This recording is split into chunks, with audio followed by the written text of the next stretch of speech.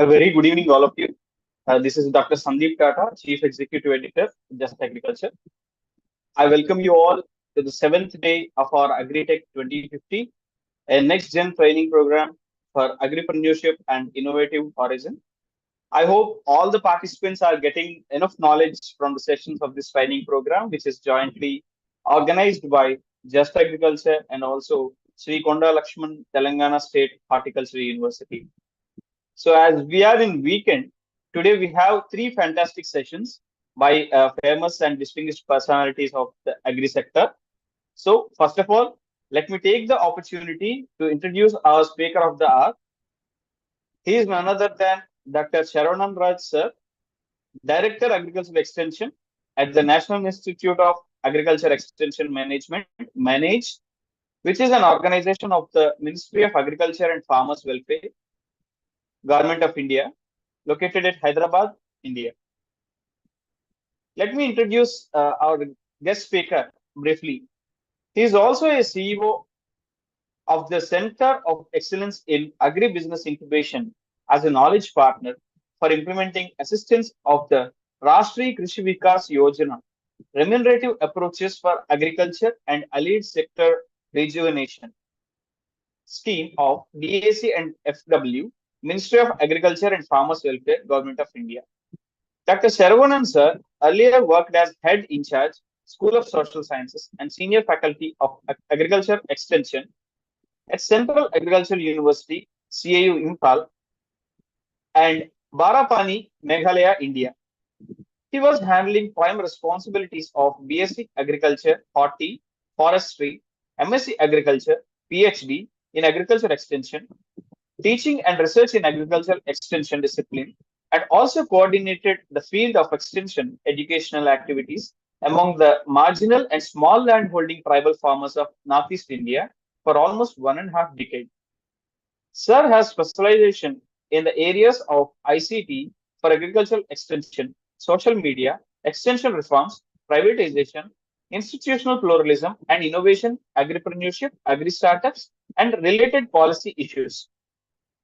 In 2006, he was awarded with Netherlands Government Fellowship and undergone the advanced course in upscaling, participatory approaches, and social learning. Participated as an ICT and agricultural extension specialist for the World Bank mission on Ghana Solution Assessment for managing agricultural risks during 2014 to provide solution assessment report and recommendations for improving farmers' access to agricultural extension using modern information and communication technologies and traditional extension systems in Ghana. He was successfully implemented 4 innovative e-extension projects: e-ARIC, e-Village, e-Agri Kiosk, and M4 Agri NEI in Arunachal Pradesh and Meghalaya states of Northeast India during 2007 to 2016. Currently, Sir's job responsibilities are leading the CEO Manage Center for Innovation and Agripreneurship, Director, Center for Agripreneurship Development, Program Director, Aqua Clinics, Program Director for the NFDB supported 20 Aqua One centers in 10 states of India, responsible for the editing and publication of Extension Next Agripreneur Bulletins, and also editor for the Journal of Agriculture Extension Management. With this brief intro, I would like to extend my warm welcome to Dr. Saravanan Raj sir to deliver an insightful talk. Sir, over to you. Thank you, Dr. Sandeep.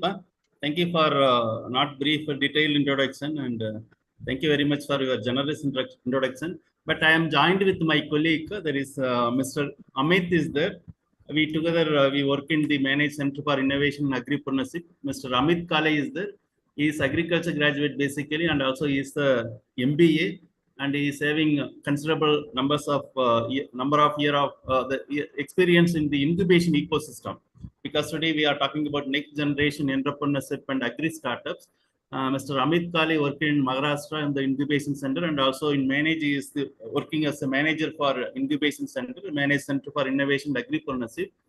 And he will talk most of the what we are doing for agri startups, how we are promoting, what are the programs we are conducting, how next generation competencies or skills for the even agriculture university students, even faculty, and even international participants. We are imparting for senior and middle level officers across the globe. Also, they are coming for the training at Manage. Those things he will today deliberations he will lead. I'll be there and I will supplement when interaction is coming. With this, thank you for Just Agriculture and other partners for organizing this interesting series of webinars or training program on next generation entrepreneurship and agri startup, Agritech 2050. I am very happy to part of this one, and also I joined with my colleagues, Mr. Amit Kare. As you all aware, manage we are doing agri entrepreneurship more than 2 decades actually. Agri clinics, agri business centers.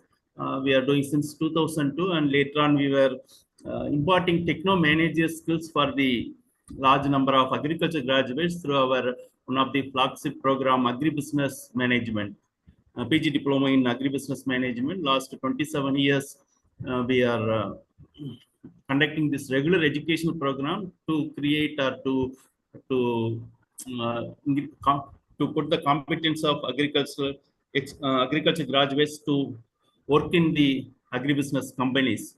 And this incubation center we started in 2016.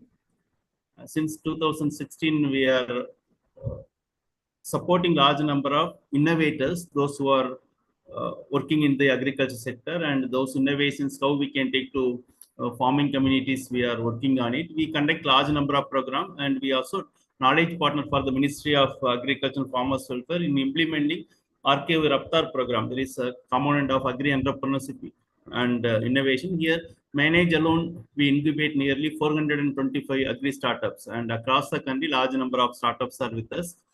And continuously, we are inviting innovators, including recently we announced for the student innovators also. Any students are coming straight away, they can get the grants and they can develop their ideas, a prototype or technology, whatever. No, they can work on the entrepreneurship area or startups. They can work for that. Also, we are doing.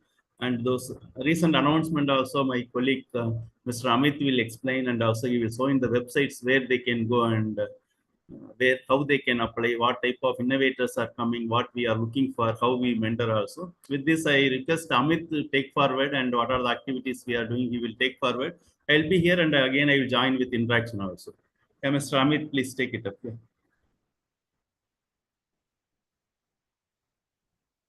Amit, you are mute.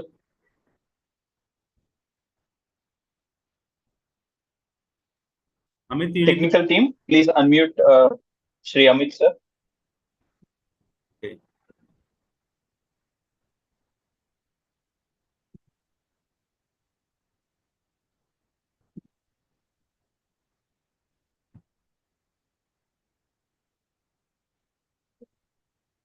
Yes, sir. You can speak, sir, now. Yeah. Amit sir. Yeah. Thank you. I can able to speak now for allowing me to speak. Yeah. So first of all, thank you so much, Dr. Savanraj sir, for the introduction and setting up a tone for this session. Already you talked about the manage and how exactly different activities were carrying in the under the umbrella of the manage.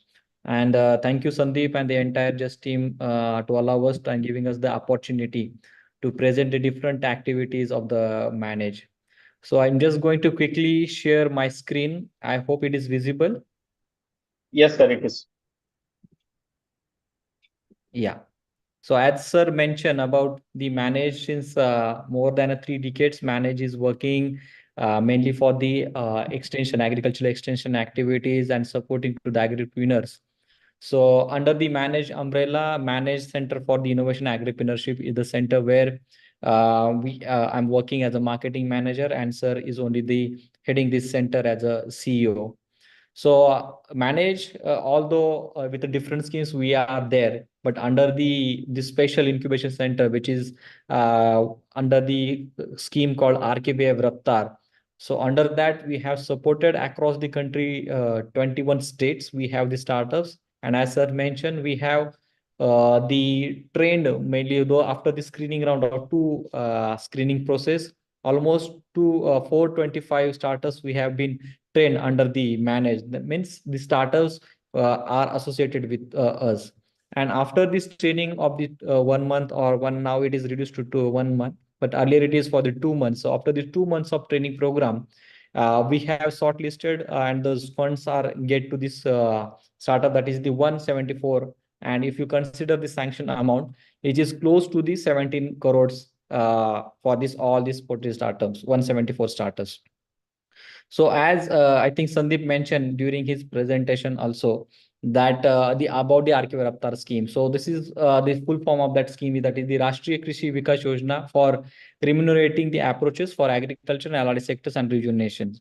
So what exactly it means, although agricultural businesses are there, but these businesses which are new has some kind of innovation and which requires the support from the government aid, such as startups or the business ideas are basically are funded or get the fundings under the this scheme. So before to move on the startup and the business, I would like to know from the participants and or maybe most probably maximum are the students are there.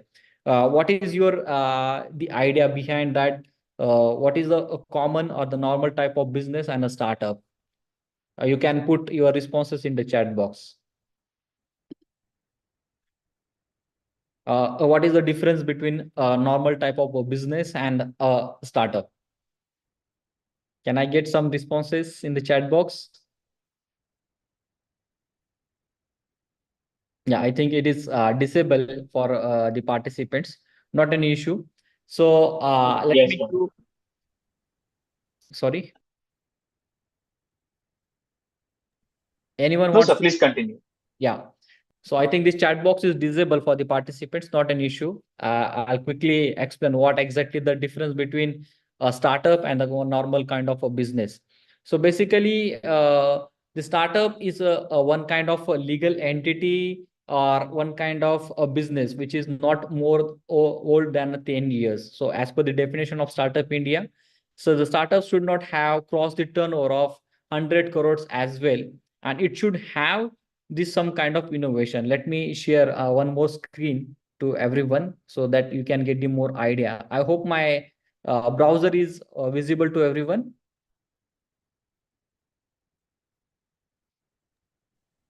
Yes, sir, it is visible. Yeah, thank you for confirming. So here you can see what is the definition of the startup, to whom we should call as a startup. So here you can see a business, a legal entity which is should not be older than the 10 years of the after this incorporation.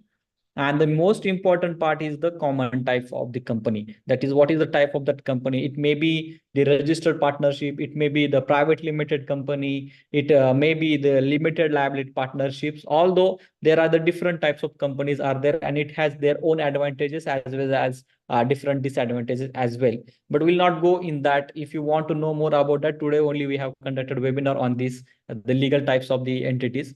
But the company which is has registered, has obtained the legal certifications from the MCA portal, that is the Ministry of Corporate Affairs, then it is can be considered as a startup company. Second thing which I mentioned, if you can able to see here, that is the annual turnover of the company should not be exceeds more than 100 crores in a one financial year.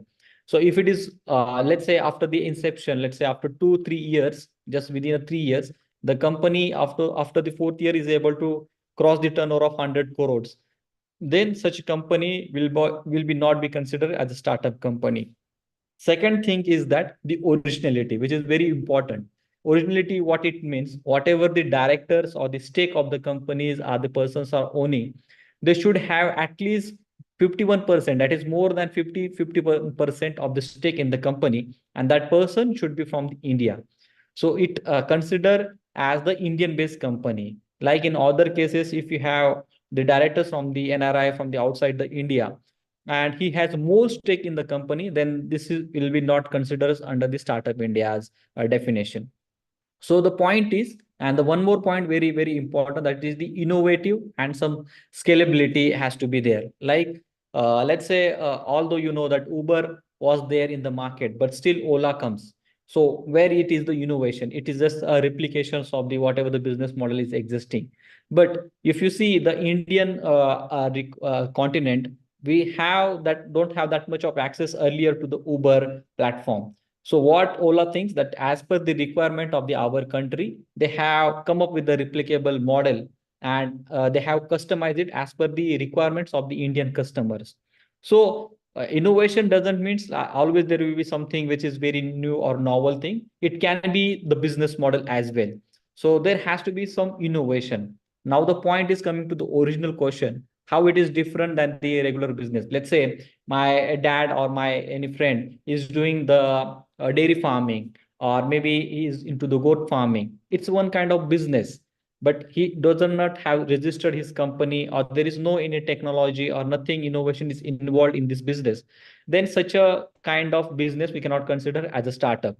But let's put the same case, like if he's doing as a dairy farming only, he's using the IoT devices to monitor his farm, then he has all the genomic status in his place, he's recording all the records of the farm, and he has registered his firm as a dairy firm as a one kind of company, then in that case we can consider his business is a startup company. So I hope it is very much clear to everyone. I'm coming to the back. So such a innovative businesses to support these schemes comes into the place.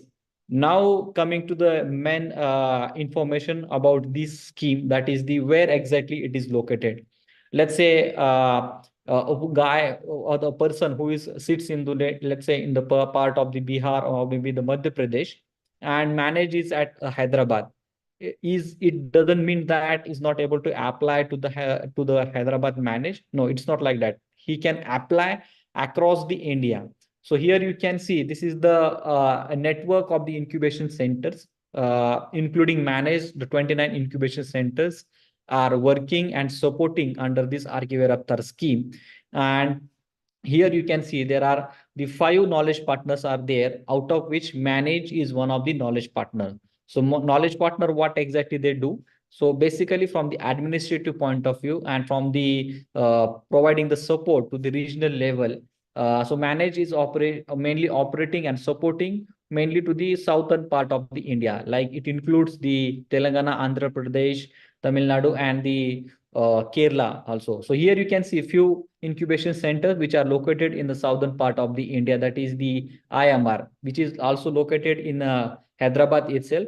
But manage is one of the knowledge partner for them.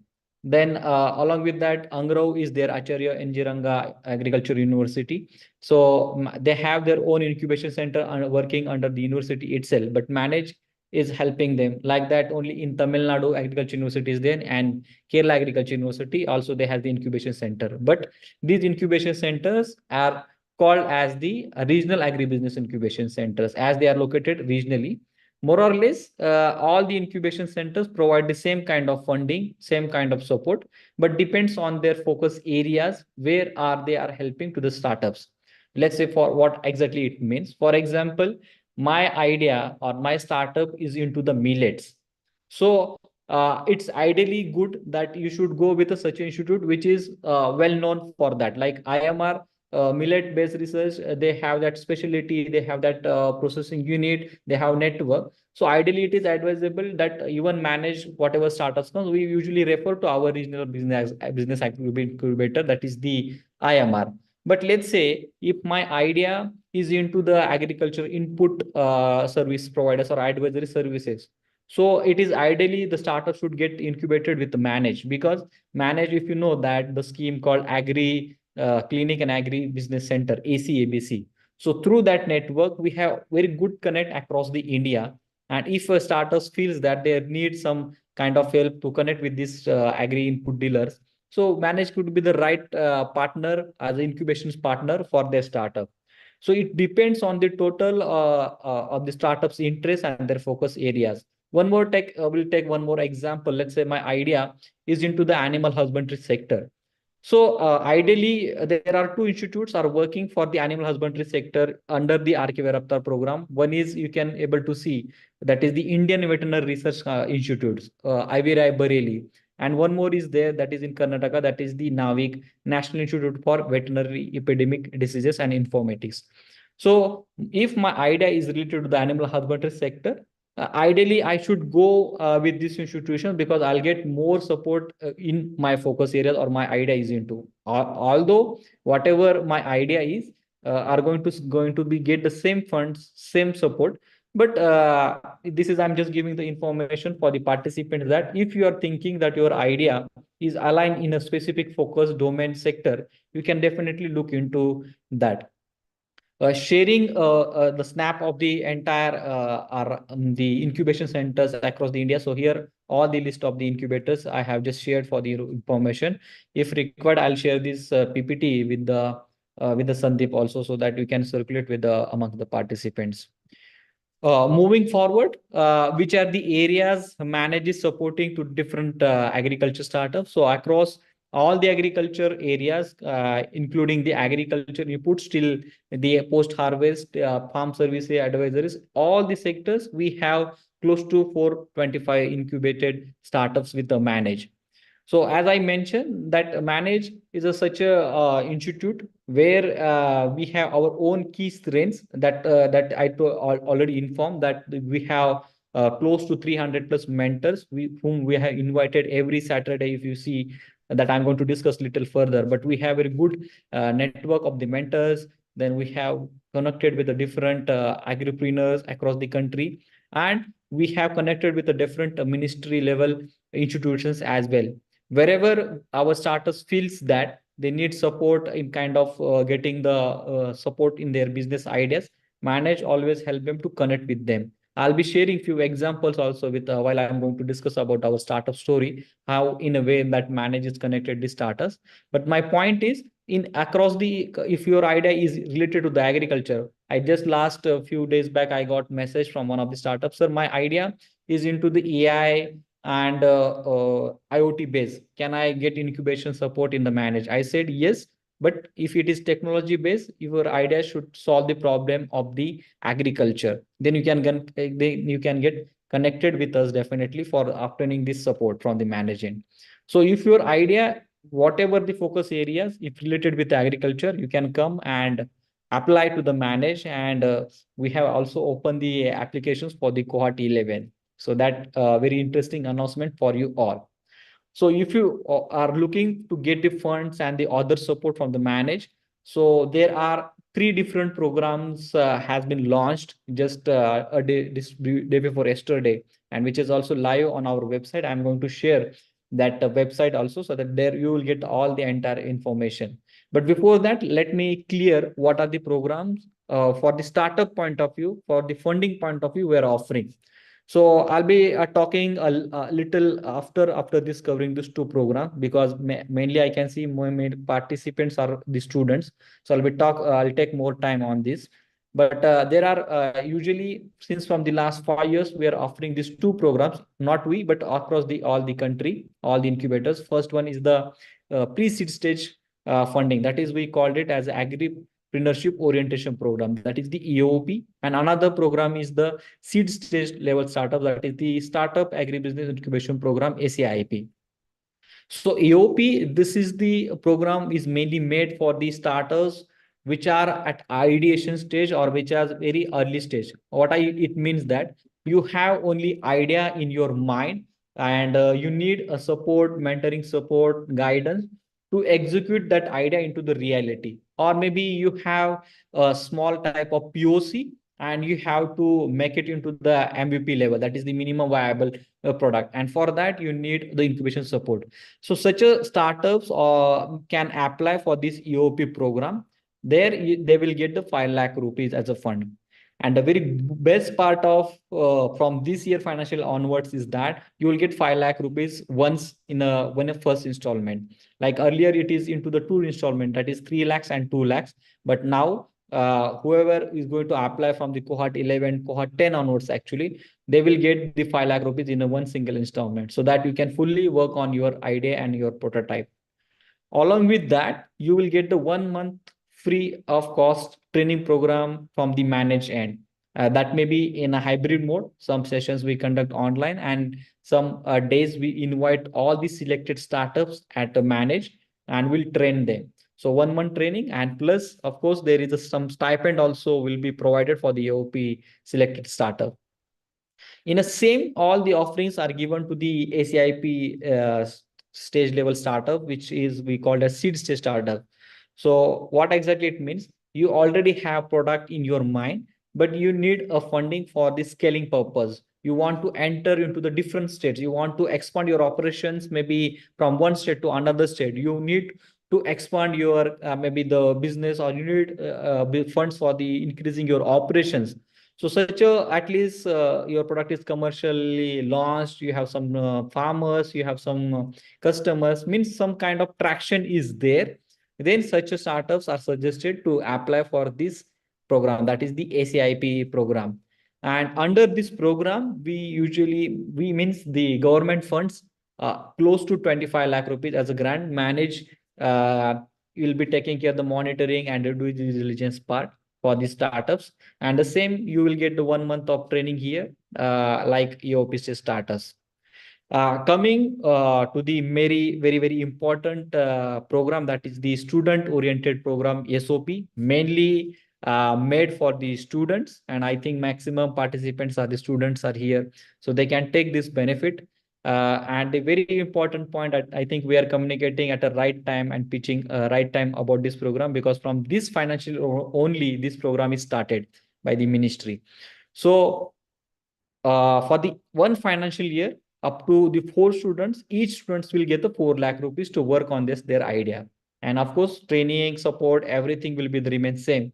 But a very good part that the students now, if they are working on their research ideas, to convert the research into the business, they will get a grant of 4 lakh rupees. And if I'm not wrong, many PhD research scholars also joined for this webinar. So yeah, definitely you look into this SOP program. Their link is also is live, and all the details of this program you can check on our website. Let me quickly show you our website where you can able to find these applications. So I hope I'm audible, clear, and my screen is also visible. I just want the confirmation. Yes, sir. Audio and video both are clear. Yeah, thank you for confirming. So if you go to the manage website, I'll put this website URL also with the chat box, so that you can able to check anytime. Let me share the URL. So I have already shared in the chat box. So if you go to the manage gov.in/manage CIA website, here you can see the recent updates are there. And if you check the RK waiver after call for the manage CIA cohort 11, it just live day before yesterday only. So here you will find out the brochure of this program, what is the eligibility criteria and everything. And you can find out the details on the each program, what is the eligibility for the AOP. So all the brochures and details are there, and you can apply this program as well by clicking the link. So here you can see the link of the form is also there, and it is available on our social media platforms as well. I need to sign it, but if you once sign, you can go to the forms directly to apply for this program. Yeah. So sorry. Going forward, what is the eligibility criteria? I remember last 2 days back, I was talking on the same way. So somebody asked me, sir, what is the criteria? What is the education is required? See, basically, you are able to read and write English at least and Hindi. The only thing is you should completed your age of 18 years. That is the only main basic criteria. And the second thing, that whatever the idea you are pitching has some novelty, has some potential that can be solved the very genuine problem of the farmers, is able to generate some kind of revenue out of your business activities, can able to creating some kind of employment nearby your area. So these are the basic things that we keep in mind while evaluating the applications. But how exactly these processes happen? Like once you apply for this agri cohort 11, then there will be evaluation will happen in the 2 stages. First, preliminary, of course, evaluation will be conducted at a managed level, and there will be some committee members who are the experts in the industries and startup ecosystem. They will become for the evaluation, you need to pitch your presentations. Once your applications are screened, you need to present your ideas to the committee members. If they feel that this startup idea is good enough, then we call you for the training program here. After the 1 month of training program, again, we will be conducting the presentations, and we will decide whether how much will be the requirement of your startup, maybe SAIP category or UOP category, or maybe you need some refinement, that kind of feedback sessions will be happen. And then final round of evaluation will be happen. We called it SIC, that is the Startup Selection and Investment Committee, where these experts committee members will decide whether we should fund or not. Now it may be clear to you why CIC and SIC, that 425 number is different and 175 number is different, because after the training program, few startups are may not able to get the funds. So that's why after the second round evaluation, only 174 startups get the funding. I'll come to the that screening process also, but a very important point I want to talk here, that your startup idea should not be funded earlier from the any state level government scheme or the central level government schemes. So what it means that RK Viva Rapta grant should be the first grant of your startup idea. After completing your RK Rapta grant, then you are free to apply other grants. But the RK Rapta scheme is clearly mentioned that you should not get funded already over your side. In that case, you will not eligible to apply for the RK Rapta scheme. So advice is that if you are working in agriculture space, please take the benefit of first RK Rapta scheme, and then you look for the other options to get the grants. Yeah, what kind of support we provide, I already explained a little on that. I'll be going forward. So as I mentioned that till the date we have completed cohort 10, and close to 4,000 applications we have received across the India for this cohort 10. And out of the first screening, we have invited 585 startups to present their ideas. And as I mentioned, 425 startups got trained. So once you are got the status of the incubator or trained startups under the manage, you are eligible to get this all the offerings from the manage CIN, that we will be get the regulatory and advisory services. What it means, what kind of startup should I register, either private limited, either LLP level. So our mentors will guide you which is suitable for your point of view. Then intellectual property rights, we will be connect with the mentors, how to file your patent, how to do your trademark registration, how to do your design patent. So everything will be offered from the management. Networking support is there, as I already mentioned, that we are able to connect you with the different several institutions across the India, different stakeholders who are associated with your startup.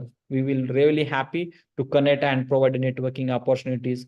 And we do participate in a lot of exhibitions across the India wherever it is possible. So manage will pay for the stalls, and we usually what we do, we invite the startups from that near area where they can promote their LSN rather than the our activities. Of course, the startups will promote our activities, whatever their supports get from our end. But in that way, we try to promote our startups in the exhibitions. Of course, funding is there, one part I mentioned, and the capacity building, mentoring, all these things will be there. So this 425, if they not get the funds, still they are eligible to get the other offerings from the management. And after the second evaluation, close to 174 startups we have get till the date, just cohort 10 we have completed yet to get the funds, but the close to 17 crores of funds for this 174 starters has supported through this RK Raptar scheme. Of course, few starters are born to fail only. If you are not able to survive, maybe their business model change, or maybe whatever they have committed, they are not able to achieve these milestones. So few may get filled, but we are working close to 142 active startups who are already doing work in a different stages, that is in a pre-seed stage 2 and seed stage startups. Going little forward, this is the snap of the manage associated regional agribusiness incubation centers and manage. As I already mentioned, for 25 we have trained and 174 funded. And this is the snap of our associated partner Rabis, that is the Angru, KU, IMR and the TNU supported startups. Going forward, what are the programs we do? I'm going to focus mainly the programs which are going to helpful to the students specifically, because already time we are running out of the time. So I'll take much more time on the student-oriented programs that may be helpful to you. The first and very most important program that Manage CIA conducts the every Saturday, that is the called the Saturday webinar series. The name itself, every Saturday we conduct this webinar series. So since from the 20th August 2020, means after the pandemic, from there to till the date, we have conducted almost 188 webinars.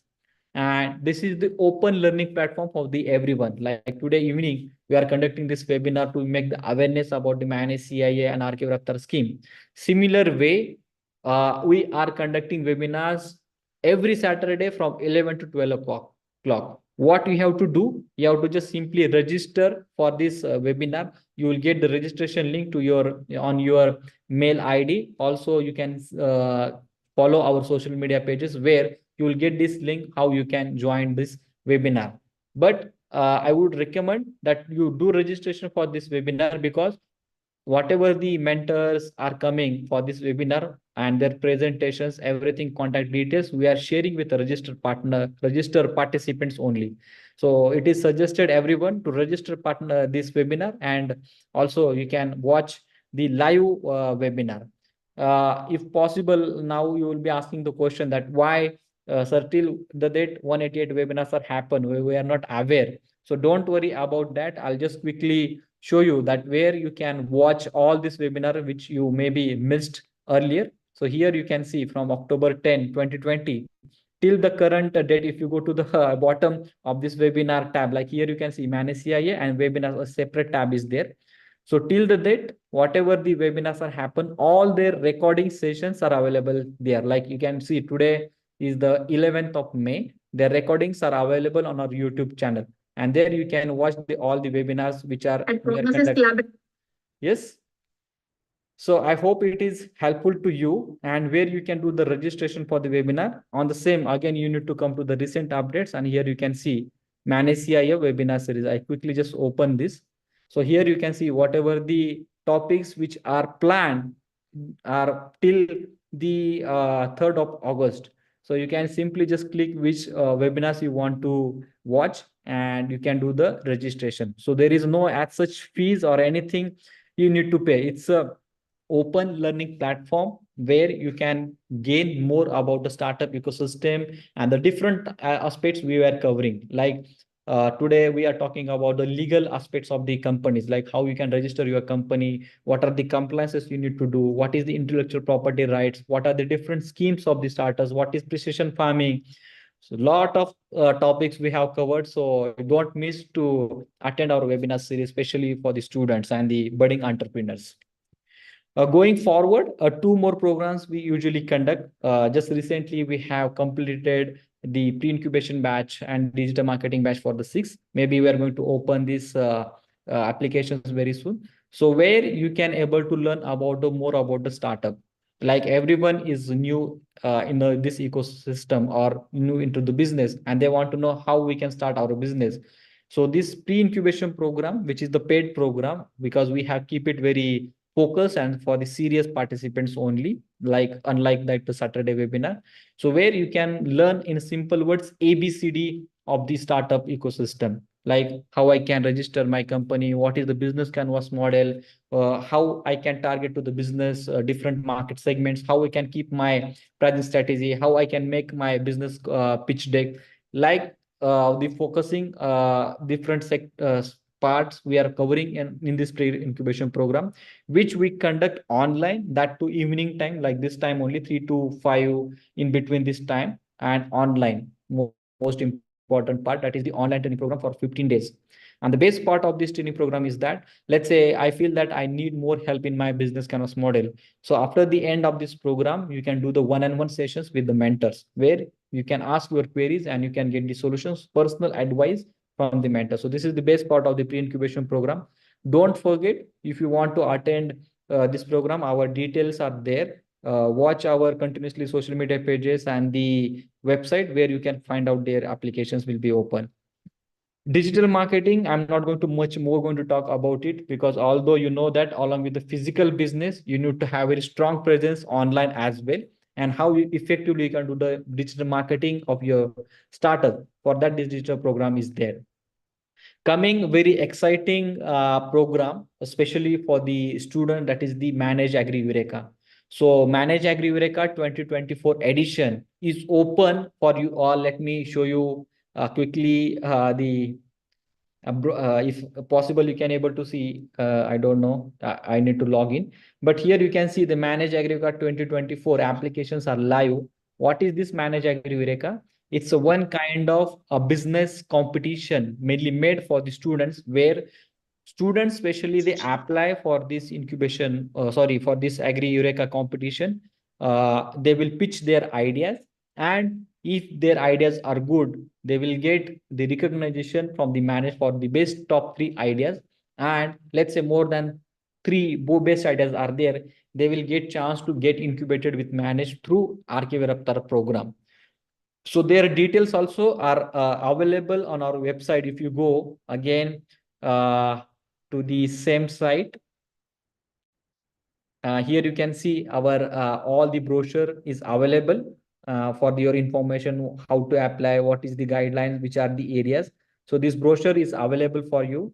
So I request Sandeep to share these details with the participant, those who are interested, and you can apply through this form also.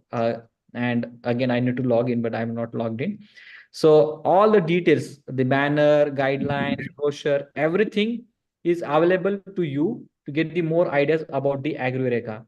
But don't miss this opportunity. You will get chance to come in, manage and get trained and get the recognition for your business competition. It's a fun as well as learning for you all, and very excitement announcement for the students especially. Going forward, these are the few programs which is not relevant to the mainly students, but Manage every year conducts the Agri Startup Award series. So those who are doing the very great work in the agriculture stuff. So just for the recognize them, we give these kinds of Manage Agri Startup Awards. So till the date, we have 65 plus awards have given across the India.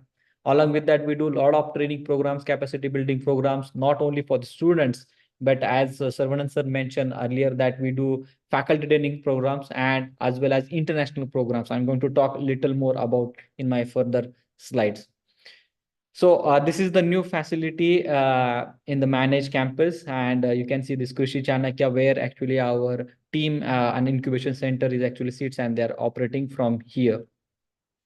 Going little forward, because time is very less, maybe I have to take your queries also. So just in the previous year, we have been participated more than 12 exhibitions across the India. Here I just mentioned 8. But we participate in a lot of agriculture universities, national and international organized exhibitions, conferences, where we invite our startup to promote themselves. So like that, we provide the marketing and networking support to these startups.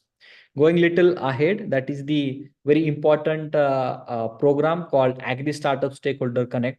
So what exactly this program? So usually with this program conducts in the different states, like last 3 editions we conducted in a different state. Like first we conducted in Himachal Pradesh, then again we conducted in Lucknow. Last one we have conducted in Chhattisgarh, that is in Raipur, and maybe next one we are going to conduct in the Coimbatore. So like that, every state we are conducting this program. So what exactly this program is? We usually invite to the agricultural students, faculties, mainly the agricultural starters and farmer producers companies, representatives, farmers. They will come together and discuss about more or less about what exactly the pain point they're facing, how agriculture startups are working. So it's one platform where we try to connect the dots and try to discuss more about the agriculture ecosystem. So like that, we are conducting these programs in different states. Hope we'll get a chance to conduct those students are participated in this webinar, conduct this program in your campus as well. Next, that is the e-launch program. So this is the program which is basically managed launch, especially for the seed starters, where manage will promote your ideas to reach the better audience. So here, few of the glimpses are there, where we have launched. This is the startup called the Kisan Agri Mall. They are into the franchisee model of agriculture inputs, whom they launched their own model. So we are just promoting through such a program. Going little ahead, Manage conducts the different international training programs as well, under the Ministry of External Affairs.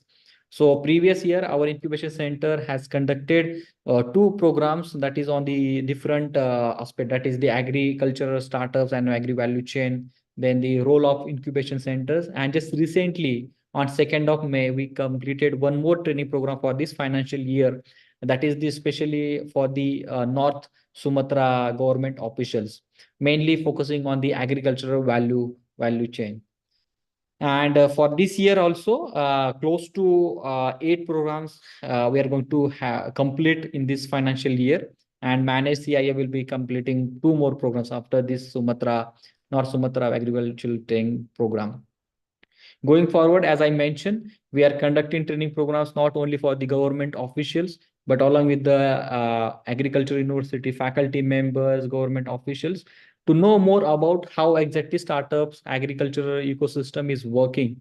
So, or maybe your professors or maybe the faculty members are thinking that in what way they can start their incubation center in their own university. So for that, Manage is conducting different programs. For last previous year, we conducted close to 900 plus students, that too from different universities, agriculture universities, maybe in their campuses, or the students are come to our campus. Like that, we have completed mainly focusing on the entrepreneurship development program. These programs we have been completed. I just want to check, Sandeep, how much time I have more? Sir, our session is up to 6 o'clock. Okay, So fine. we can have a 5 minutes for Q&A session. Sure. I'll try to cover up more. Okay. Yeah. Yeah. Sure. So now the thing is, along with this supporting to the startups, Manage do the rigorous due diligence process as well, because it's a government money. Whatever money we are giving to the startups, our team will do the surprise visits to their startups. We check whether whatever money is given to the startups is spending as per the milestone decided. We ask for the bills, proofs, everything. So we ensure that whatever money is spending on behalf of government is going for the right way. So that is the one part. One more point I would like to share with you all, that not only in the India, but Manage is in a partnership with the different international stakeholders, that is the GIZ, the ALC, then the SEMD. We have trying to establish the incubation center in the Malawi as well. So the Malawian government and the GIZ, it's a triangular program where Dr. Saravanan sir and our team went in Malawi and trained their incubation center persons, as well as their team members also come to India also to know more about agriculture startups and how exactly they run the incubation center. And a very good part and proud moment for us that the incubation center is now live. That is for the women, especially they have established successfully their incubation centers. And now we are talk with the different international partners as well for the establishing such a incubation centers. Manage along with the not only the alone, but join the hands with the other startup ecosystem stakeholders as well. And we do a lot of collaborative partnership programs also in that too, focusing on the agricultural startups. A few case studies I would like to share with you all. Like this is the one of the startups supported under the SAIP state, that is the seed stage for the 25 lakh rupees, Pakshi Mitra. So name itself, you will get the idea, and by watching this picture also, that in the poultry, the raking operation is quite challenging and difficult to do. And to change that litter and perform that raking operations, this kinds of a hero, Pakshi Mitra hero device was designed. And Manage supported them with the mentoring and with the funding support as well. Now this Pakshi Mitra is coming with a fully automized, they are into the pilot testing phase, fully automized IoT device, where the human also will be not required inside the poultry. It will go automatically and do the raking operations. One of the woman entrepreneur from the Kurg, which is a very might be known very hill station, but it's a forest area. There, this lady name is Rashmi Prakash. She trained more than 30,000 plus women, and we must say thank you to KVK Goni Gopal, helped her through our managed request. They are providing her the training, that facility. Then they provided classrooms to conduct a training program. So she is giving a training to the women, especially how you can grow the mushroom, how you can do the processing of the avocado and the whatever the forestry stuff is available in that area. So as such, there is no such a innovation is there, but still we feel that is requirement of that area. That's why we supported the startups, and with a very less amount, small amount, that is the 10 lakh rupees, but the impact the startup is created very good, and we really feel happy for them. Going forward, one of the startups from the Kerala, that is the Babu Paul. You can able to see one kind of cocoa pit bed is there. Now, what is new in that? So if you see here, like if you grow the sprouts in your home, usually it will take more time, and also whatever the microgreens you can able to see in the next picture has the more nutrient content. And to give this a facility, what he did that this in cocoa pit bed, they have given the microgreen seeds which can be grow in a very faster way. If you see this structure, it has more than 4 patents because it is designed in such a way that the growth of these microgreens will be more faster, and ant or any other insect cannot enter easily inside this tray. Like that, it is designed. When they pitch their ideas, they were at a very early stage, that is into the very ideation stage, and that time we are able to support him only 3 lakh rupees. Now this startup has grown at a very very good level, and their products are available on the e-commerce platform as well. So I like to share here also that this guy is operating from the Kerala, and there is a coconut board. If you know that, man has requested them to give them the facility to work on these molds and this part, and they accepted our request. And this Babu Paul get very good support from the coconut board, and he's doing their business from their facility itself. Mithila Naturals, this is one of the startup from the Bihar. You must be known that how it is difficult to collect the makna, and how it is difficult for the farmers. So this startup is actually has just started very big facility. I must say the one of the biggest facility in Asia, especially for the makhana processing. And you can Google it. You'll find the makhana. They are the pioneer in the processing for the Mithila, and they have different products as well. So we have supported them in with a 25 lakh rupees for the startup. We have very good startups in precision farming, that is the Mar drones. They are doing really great now. And just keeping, we have good startups from the northeast part as well, like the Haripari Norem. She's working on the forest products, mainly that bamboo shoots pickle, and now she's come up with a very good innovative product. And only with a few amount, like 5 lakh rupees, she's started her business and creating impact in that region. Barry Flow Lab, one of the startups from the Bhubaneswar, they are into IoT-based device.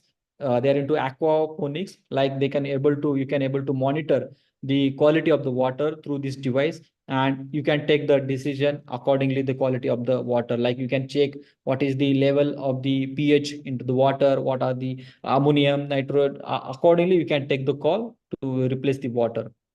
In a farm level advisory services, we have different startups, especially the farm DSS. They are based in the Ahmednagar. So what they do, they provide the farm services through, of course, the regular services from the mobile application, but the best part is through video. Like you can say that, sir, videos are available on YouTube also, but as per your requirement, they give you the customized solutions through videos and the learnings they do from their platform. Going little faster, one other startup from the West Bengal, Miss Jinali, she's working on the banana leather. We called it as a vegan leather. And this is the startups we have just recently funded with a 10 lakh rupees. She got 25 sanction, but 10 lakh rupees only we are able to give her in a first tranche. So she is manufacturing the banana leather from this waste. And the best part is she is procuring this material from the farmers and paying for that. Earlier, the farmer used to destroy this or compost it, or they are just throwing it in their farms only. But through that, she's making this very good product, and her startup is getting recognized at international level also, and getting very good orders as well. Coming to the last part of these case studies, that the student innovator who was the fourth year student only when he applied for this program. Now he's going to I think he's completed his education just now, BSc Agri graduate student. And when he apply, you can see the machine that can do the ridges and can lie the soil to the mulching paper. At the same time, you can spread this mulching paper across the ridges. It will lie the drip on this paper. Now he made some few changes in this machine. You can able to do the hole, and at the same time you can able to put the saplings as well. So the 2 or 3 persons workers work can be done by within a single machine, and he's selling this machine currently for 15,000 rupees. And now, due to the managed support and he's able to do it, he can reduce this cost by 12,000 rupees. And he himself started his own custom hiring center where farmers comes and hire this machine for 2,000 rupees per acre. So instead of looking for the job, he decided to enter into the business and manage. And like us, many incubation centers are there who always there to support you. So I'll just stop my screen. I want to well, be happy to take if any questions are there. I hope I'm on time. Yes, sir, you're on time, and thank you for that. Am I audible? Yeah, you're audible. I'll be happy to take Okay. any questions if you have. Yes, sir. Participants, if you have any queries, you please just text in the chat box. Thank you so much for your insightful talk, sir. So, some of the major insights from Sri Amit sir's talk, let me brief here. So, all the participants, please know that Manage is open for startup incubations, and also the major programs that they are organizing, like SOP, Student Orientation Program, and Agripreneurship Orientation Program, and Startup Agri Business Incubation Program. So these are the main programs that Manage is taking up for. And also, sir has already mentioned that Manage Agri Eureka 2024. So I ask all the students and all the participants to go through the website and also just have an idea regarding the program. And also I request you to participate in the agri competitions too. So, and also sir has also explained about all the collaborations that Manage is having internationally, nationally, everywhere. And also we have seen so many case studies also. So you also please come up with the new innovative ideas. So Manage is ready for incubation and helping us. So any queries are there? Could you please send technical team if any questions have come? So please forward it to me. I have shared the links of these our upcoming programs also in the chat box. So do not Yes, sir. forget to check the links. And also Sure, sir. some We will forward. share the PPT. I'll be definitely share the PPT with maybe Sarvanan sir will share with you, Sandeep. Yeah. Sure, sure.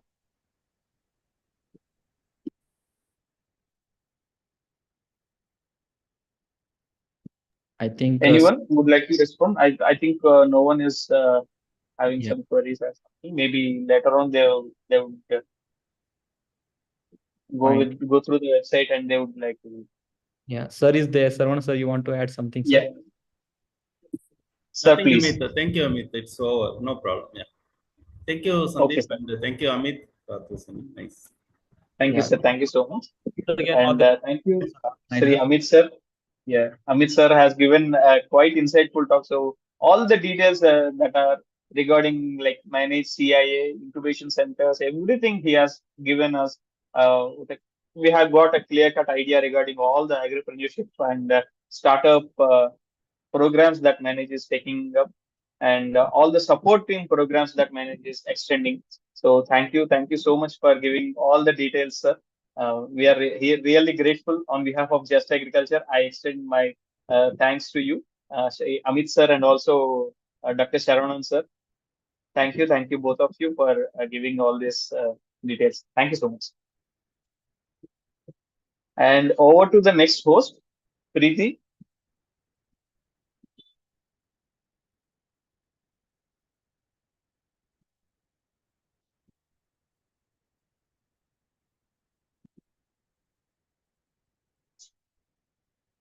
Preeti, are you online?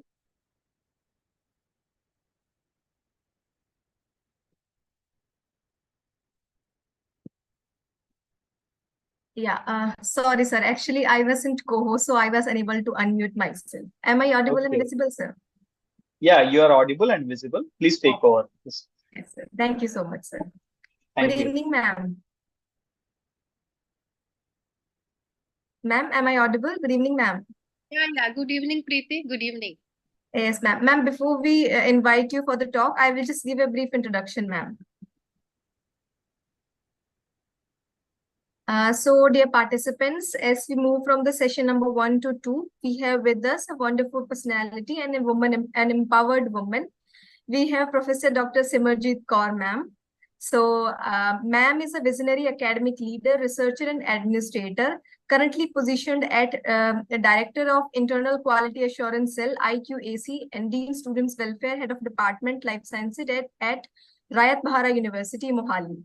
Ma'am is also head of IPR and head of startups and self-help groups at Rayat Bahara University.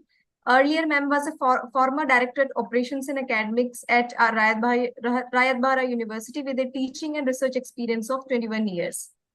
Ma'am has 5 patents on her name, and she has guided 100 plus PG and UG students for their dissertation and PG program. Also, she has been associated with 20 plus startups that she has initiated, and she has been involved with the 20 plus industrial projects as well. Ma'am has many awards and recognitions on her name. Just to name a few, she has received Best Researcher Award in 2023 and Award of Recognition in 2023 from Microbiologist Society. Also, she received Dr. APJ Abdul Kalam Purushkar 2022 for Best Scientist. Ma'am has been involved in 500 plus workshops, conferences, symposia, and seminars. Ma'am, please consider this as one of your list added to your seminars. So we are anticipating an insightful talk from you, and I invite you on the digital platform of Just Agriculture. So please be here on this podium and address our participants. Please, ma'am. Thank you so very much, Preeti. For such an elaborative introduction. I'm really very much honored. Thank you so very much. And I already had been on this platform for a number of time. And it is always a pleasure to share, our experience and the knowledge with our participants. And today I will be discussing more about the role of the young generation, the youth in the agriculture. So let me share my screen.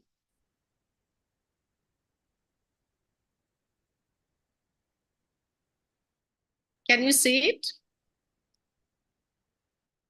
It is. Is it visible?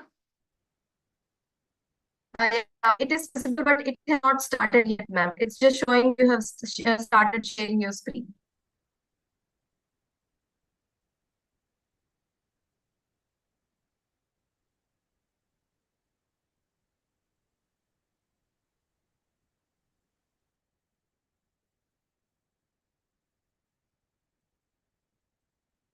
Is it visible now, Preeti?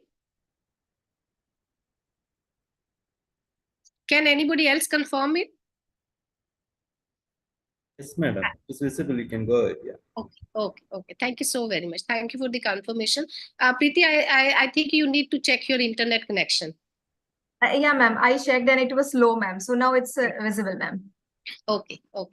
So today I will be discussing about the agripreneurship, and where I will be talking about the role of the young generation in the agriculture, which is very, very much required nowadays, right?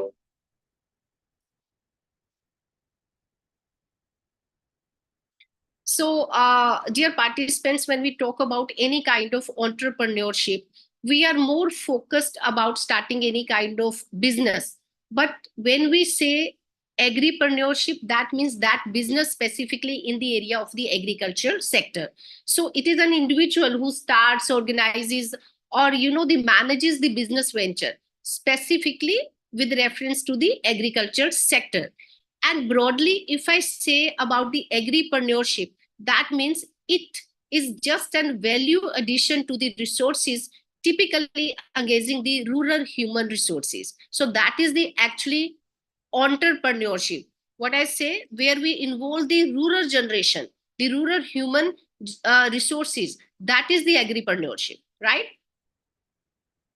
So, well, dear, there is a saying, being an entrepreneur is a mindset, right?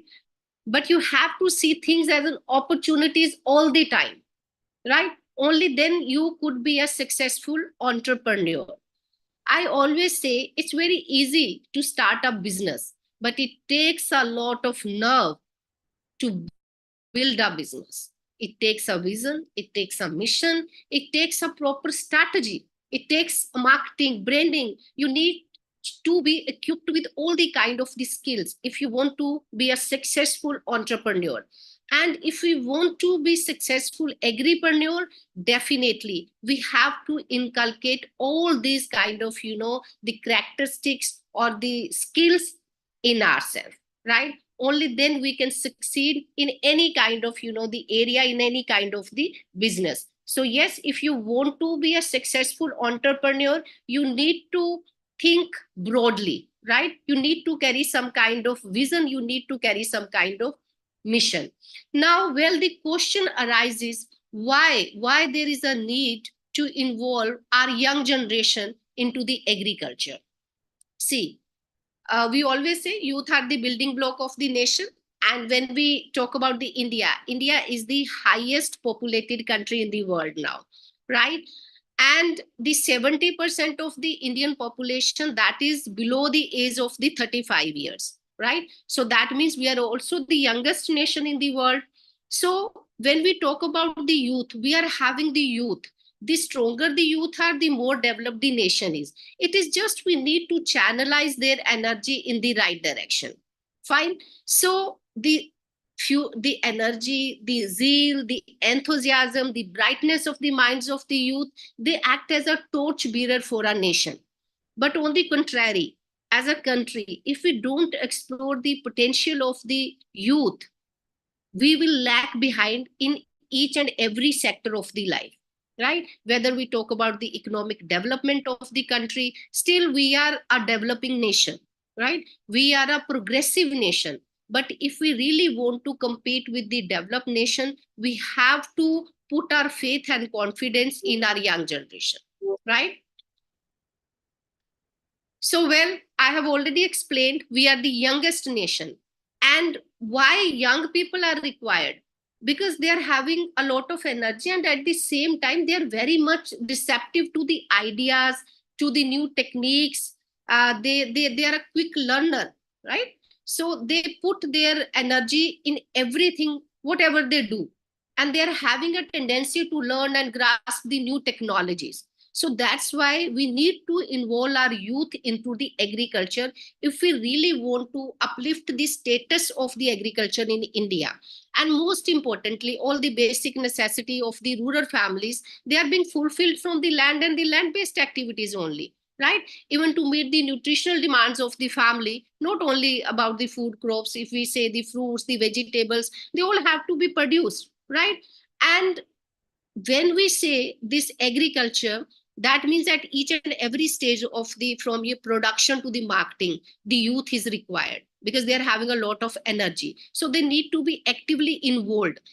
They are already participating. Like if I say they are plowing, harrowing, sowing, transplanting, weeding, harvesting, even post-harvest activities. The youth are actively involved, but only a few percent of the young generation, they are willingly involved into this, the agri sector. They are not into the agri business, they are into the farming system, right? So they are into the farming, and only the people who have inherited a piece of land from their ancestor, they are the ones who are, pursuing the farming. because they are not understanding the significance of the agripreneurship. So agripreneurship means you are getting into some kind of business, right? So rural youth participate also in the marketing activities, but again, few percentage, only few of the young generation, they are willingly involved into the agriculture. So again, we need to motivate our young generation so that they can participate actively into the farming system, into the agri business. In India, now we are the most populated country in the world. We are at number 1. So we always talk about the unemployability in the India, like the people are educated, still they are not getting the job. Then the uneducated segment is already there, right? So agriculture is the only thing which is perceived as the significant alternative solution to the youth unemployment, right? And this is one of the area where we can overcome the economic issues also. But it has been observed our youth, the young generation, they are having an active attitudes towards the agriculture.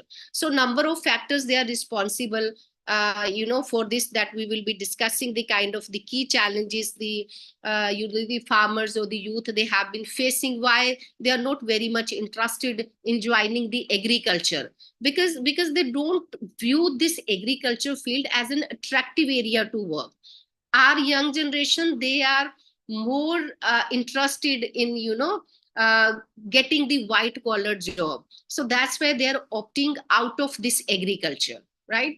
And they are losing interest because the kind of schemes, the kind of the subsidies the government has been provided, they are not satisfied. There is not a fixed source of income, I would say. So that's why they are not being putting their confidence into the agriculture. So even I always say the students who are being graduated into the same area, they are not interested to get involved into the farming system. So yes, this is very, very much alarming to see, like our youth, they are opting out of the farming system, right? As we always say, youth are the vital segment of the human resource, and they are the ones who can shoulder the responsibility of development, including the agriculture. But in spite of the tremendous development in the field of the agriculture, when we say there is a development in the science and technology, ICT is there, we talk about the IoT, but only a few have adopted this, the technology. Rest, they are still into the traditional mode of the agriculture. So in the coming years, one of the biggest challenges for the Indian agriculture, that would be retaining the youth in the agriculture. And it is the youth only who can bring the revolution in the agriculture. They are educated, they are quick learner, they are having a lot of energy, potential, and they can do a miracle once they are into this agri business. We are having a number of examples that we will be discussing under the case studies. But yes, how we can create their interest into the agriculture, right? It should be, I always say, it should be at the intellectual level. Until unless you are not satisfied with your job, with the kind of work you do, if you are not happy with your work, that means you are not intellectually satisfied, right?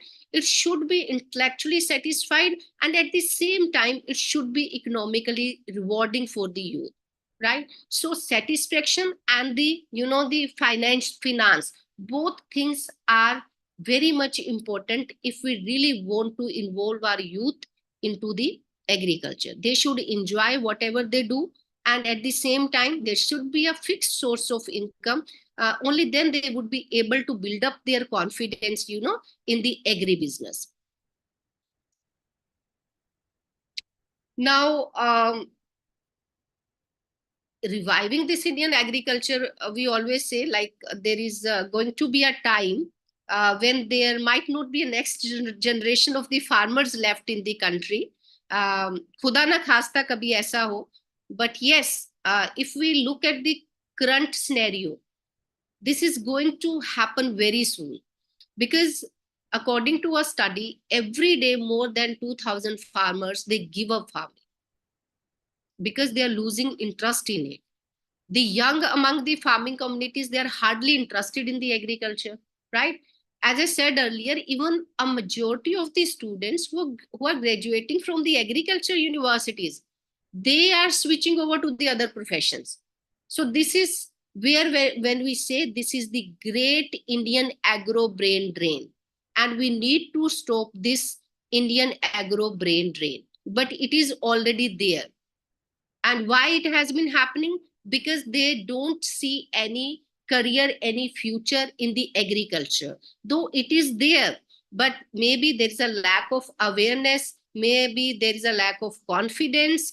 So it is the youth where these are the kind of platform where we all are discussing about, you know, the agripreneurship.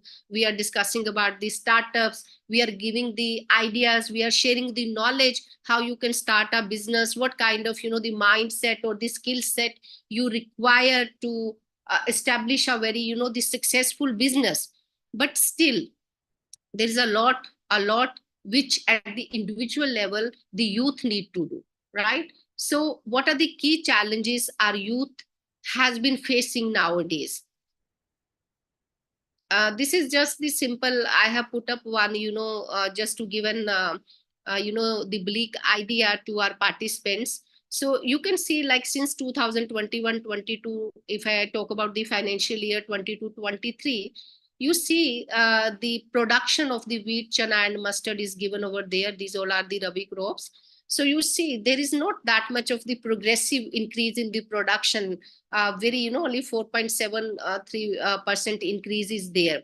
So that's why there is a need, when we say our young minds, the young generation, they need to, you know, take the responsibility on their shoulder. They need to come forward. They need to come up with some, you know, the brilliant idea, so that we can excel in the agriculture. Because for a country like India, which is entirely dependent upon the agriculture, the livelihood is dependent upon the agriculture. So we cannot, you know, escape from this, you know, the kind of responsibility, right? So this is our forte, and we have to, you know, develop some kind of techniques, the ideas to get ourselves involved into the kind of businesses which can give us, you know, which can give us a lot of, you know, the successes, and at the same time we can have a, you know, increase in the wheat grain production, or in, you know, the other crops also, right?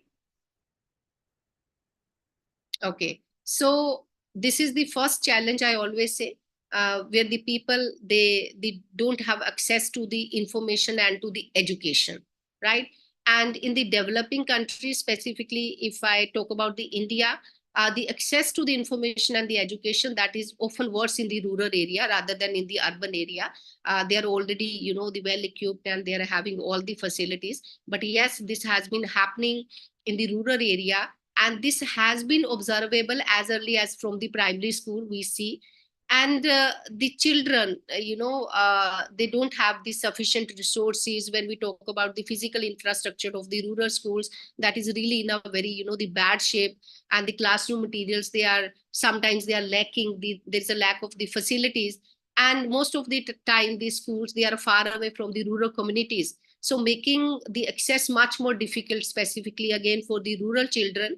And when it is the seasonal peaks in the agriculture cycle, there can be a shortage of the labor, and the parents living in the rural area, they may see no other option than letting their children contribute to the household. They ask them to get involved into the agriculture activities instead of attending the school. So if there is no access to the information or the education, how can we build up our nation, a strong nation, with where the population of the youth, that is, you know, the around 70% youth we are having in our country. So this is one of the, you know, the gray area where we really need to put some efforts, specifically with reference to the rural area. So this is one of the, I feel, is the key challenge, where the people living in the rural area, the youth, they don't have, you know, access to the right to the education or to the information. Then the second most challenging thing, what I feel, that is the, you know, this vocational training. So vocational training, we are being providing the schools, the universities, and even the government has started the vocational training. But the level of the vocational training, the kind of the vocational training we are providing to, our, the youth, that is not up to the mark. There is a mismatch. Why there is a mismatch? Because the kind of training being offered and the requirement of the labor market, that is entirely different. So what the companies are required, in which sector our youth wants to work, right? So they're having a different set of the requirements, and the kind of training we are providing, that is something different. So yes, the industries, or the people who are providing the training, or the government, they must first evaluate the market, like what kind of training that is going to be beneficial for the youth. So they need to identify those area, those sectors, where after providing the training, where are students or the participants, or the people who are getting the training, they are best fitted in the market. So we need to fill in that gap. So that gap is there. Vocational training is being provided under the government scheme, industries. Right now we are on a kind of platform where we are providing the training, but what kind of training we are providing, that matters a lot. So yes, that gap should be filled. So we need to first evaluate the market requirement, and accordingly we need to redesign our the training, so that training only could be beneficial for our students. Then yes, the higher education. Again, higher education, that is equally essential for the development of the agriculture sector. So the creation of the agriculture university, like the kind of universities which are specifically focused on the agriculture research and development, okay, and the linkages of that universities with the farming community, that should be there. So again, the universities, the kind of the programs universities are designing, those programs should be designed on the need of the industries. So what kind of industries they are getting into, and what kind of requirements the industries are having, what kind of the expectations industries are having from our youth. So those kind of the programs are required to be designed by the universities, so that our students, after getting the degree, the young graduates, they are employable, right? So in the market, jobs are there, but again, our graduates, they are misfit because they don't have the required set of the skills. Yes. So yes, the universities focused on the agriculture research and the development, they should be much more established, and there should be a linkages and the collaborations with the industries, so that same set of skills can be provided to our students. Then ICT in agriculture, we always talk about, because ICT has been playing a very important role in the agriculture. And nowadays, when we say every youth is having the mobile phones and the internet facilities are there. And through this technology and the techniques, the youth all over the world, they are connecting with each other, and they are picking up the new technologies related to the farming more easily. And young farmers, they are keen on increasing their production through the use of the modern techniques. So they have been using it because they are connecting with each other, and they are trying to use the modern techniques. But again, in the rural area, if I say, mobile technology is widely diffused, but internet is not, right? And beside this high rates of the computers and the internet, then there is a lack of electricity in the rural area. So these are the factors which actually limit the access to the internet in the developing countries.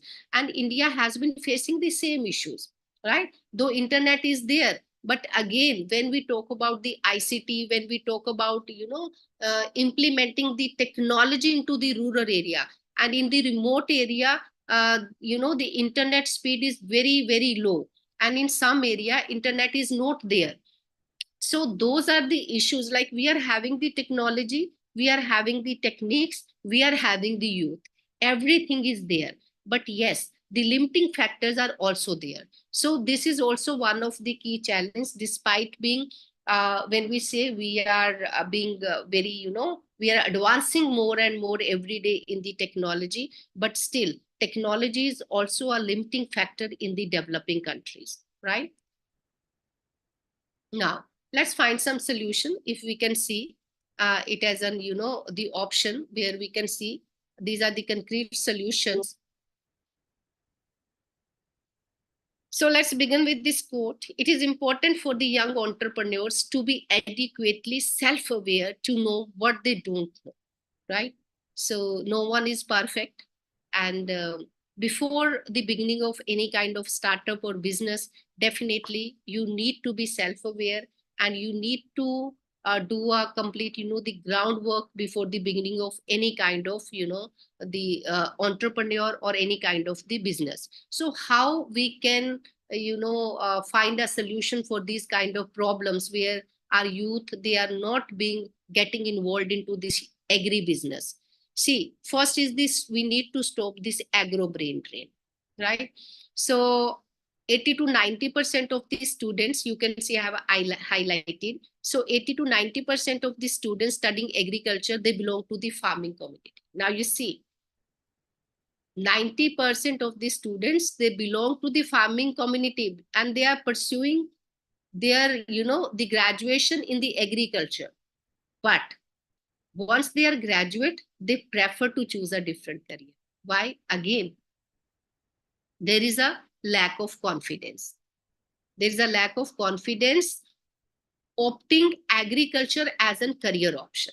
And who's responsible for this? Each one of us, like the academicians, the researchers, the government policies, right? The private sectors, the universities, each and everyone is a part of this thing, and out of 4.4 million students, only 1.1 million students, they managed to graduate. So 0.4 million students, they are enrolled in the agriculture universities. And how many are passing out? Only 0.1 million students. And most of them, they are joining the banking sector. That means after the graduation, they are appearing for the competitive examination, and they are choosing, the other areas as their career. So we need to stop this agro brain drain. There are many ways where to enhance the job opportunities for the students in the agriculture, right? So for this, the government plays a very significant role. They need to come up with a kind of scheme where the students, they are given to, the license to market and supply fertilizers and pesticides. And in doing so, even the farmers, they can get the correct advice, like the how much amount of, the pesticides is to be used for the particular crop, and amount of fertilizers, the kind of fertilizers and pesticides can be selected for the type, as per the type of the crops, right? But again, I would say it's pity that even there is a NABARD, everybody must have heard about it, National Bank for Agriculture and Rural Development. They have been appointing management students rather than the agriculture students.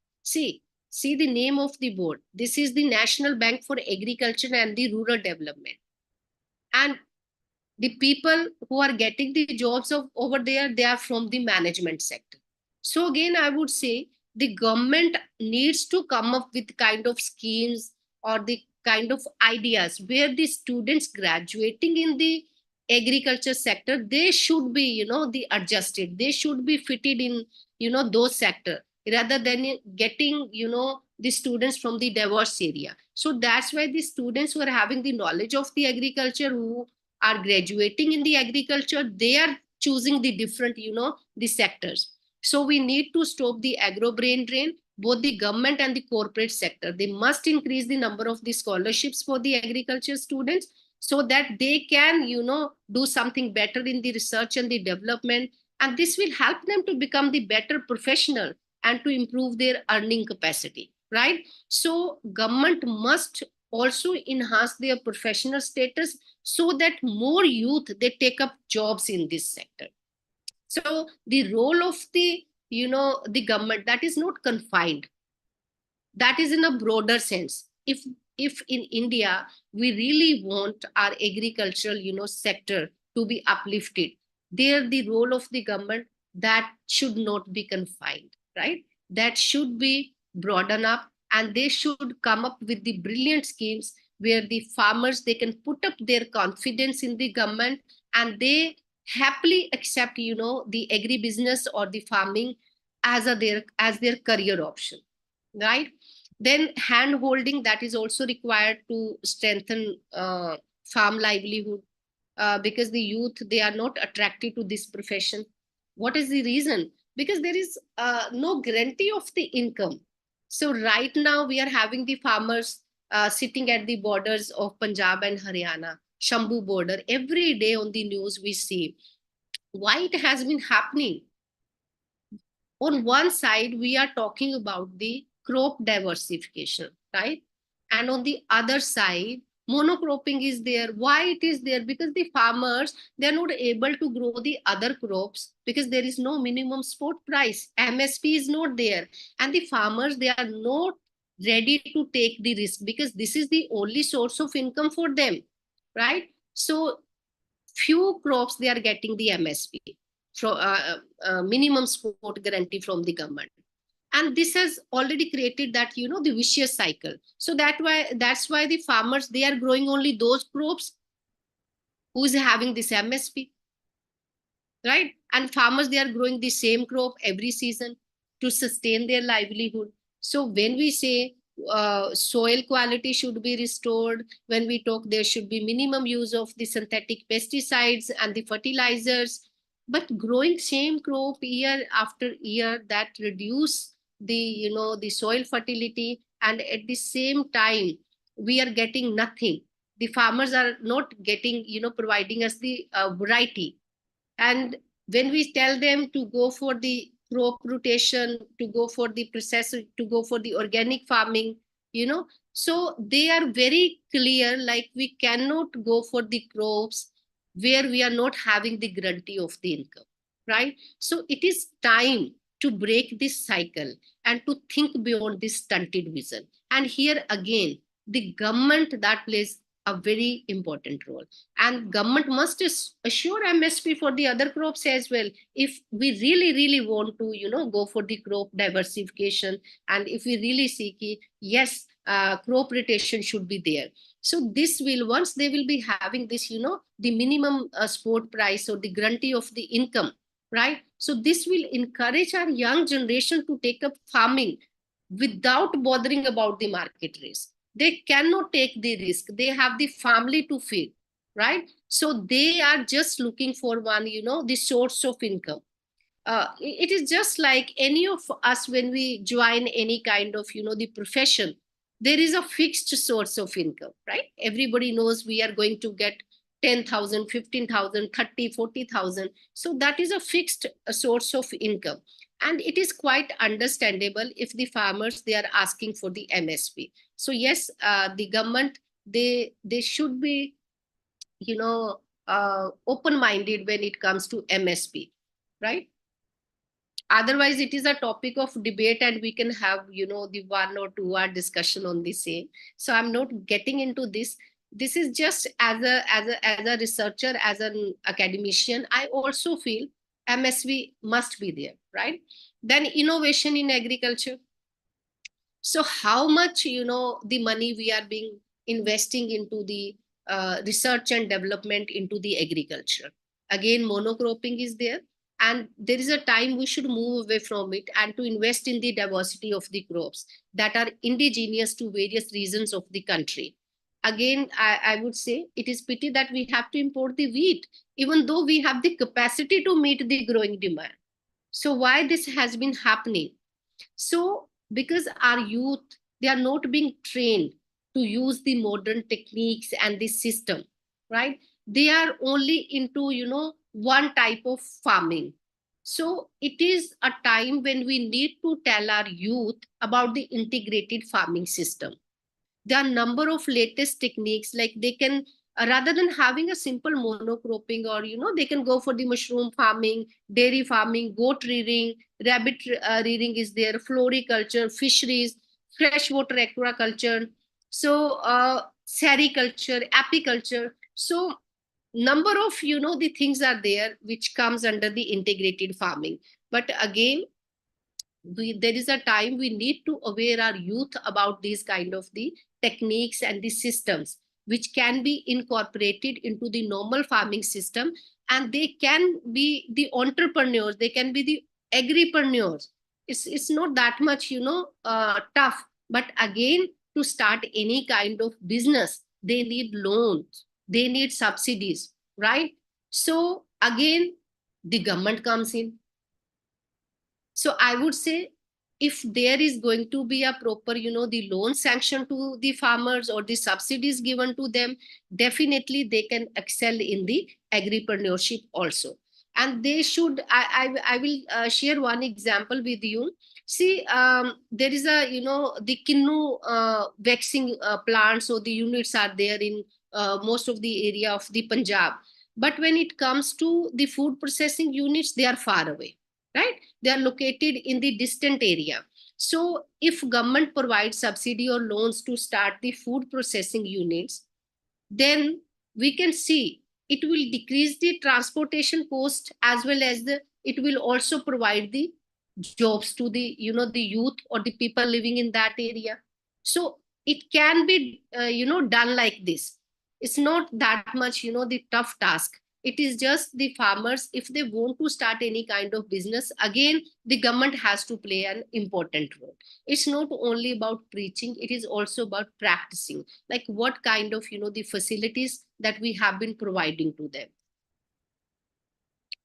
Then we need to teach them to become the entrepreneurs. It's not only, only the people who have inherited, a piece of land from their ancestors, they are into this agriculture, and many, they are shifting towards the, the agri-business now, from simple farming system to the agri-business. But for that, we need to teach them, right?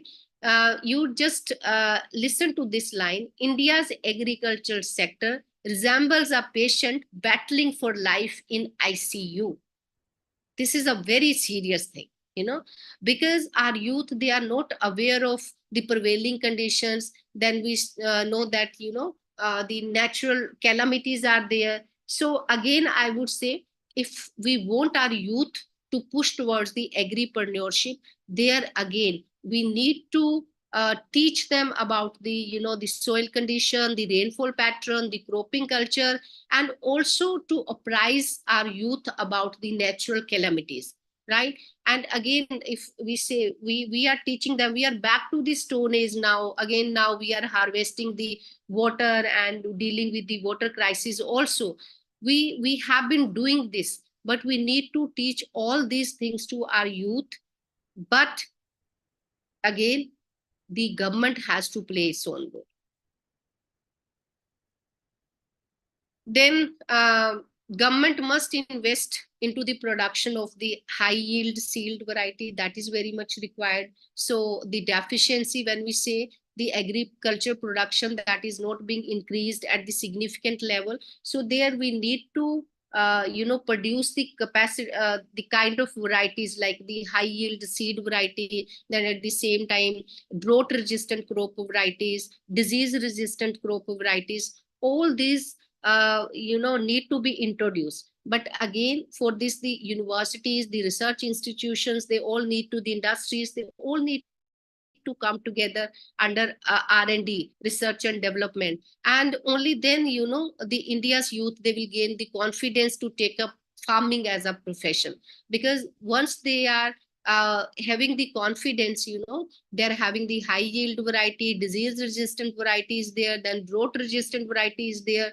So of course, they would be able to put up their confidence in the farming, and then they can choose farming as a profession. Okay. And also the government, they should come up with the initiatives to increase the organic farming. So organic farming is in fashion nowadays, but it is highly profitable also. And it also helps in, maintaining the ecological balance on the ecosystem. So yes, government should support and to come up with the initiative to encourage this organic farming. And banks also must provide subsidized loan without, collateral security. So only then we can see the agriculture as an agripreneurship. Then we need to focus on the quality or the value instead of the quantity. It is always there. Quality matters a lot. So we want food to be as cheap as possible. But the question is, why should those same input benefits apply to growers of the flowers or the cash crops, who also happen to be relatively richer?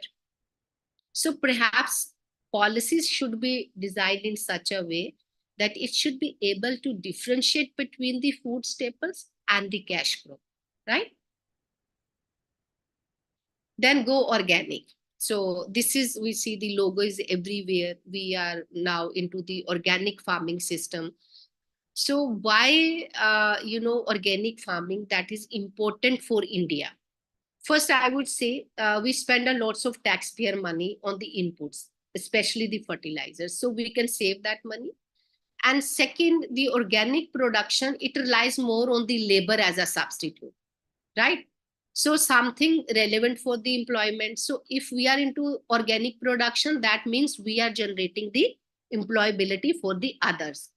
And then if I say it fits well with the India smaller farm size, organic farm, right?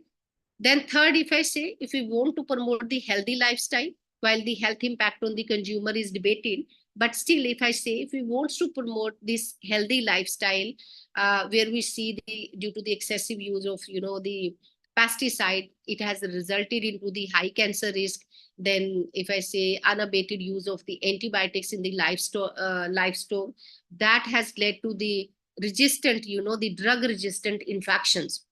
And if we want to, avoid such kind of, the health impact, then we should switch over to the organic farming.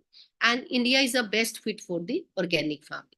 So yes, we can go organic, and at the same time, while we go organic, that means we are talking about the verming compost, we are talking about the mulching, the crop rotation, or the generation of the, the natural manures, and the natural, the biopesticide. So in these area, definitely, if you are into the organic, the farming system, it will generate employability for the others also.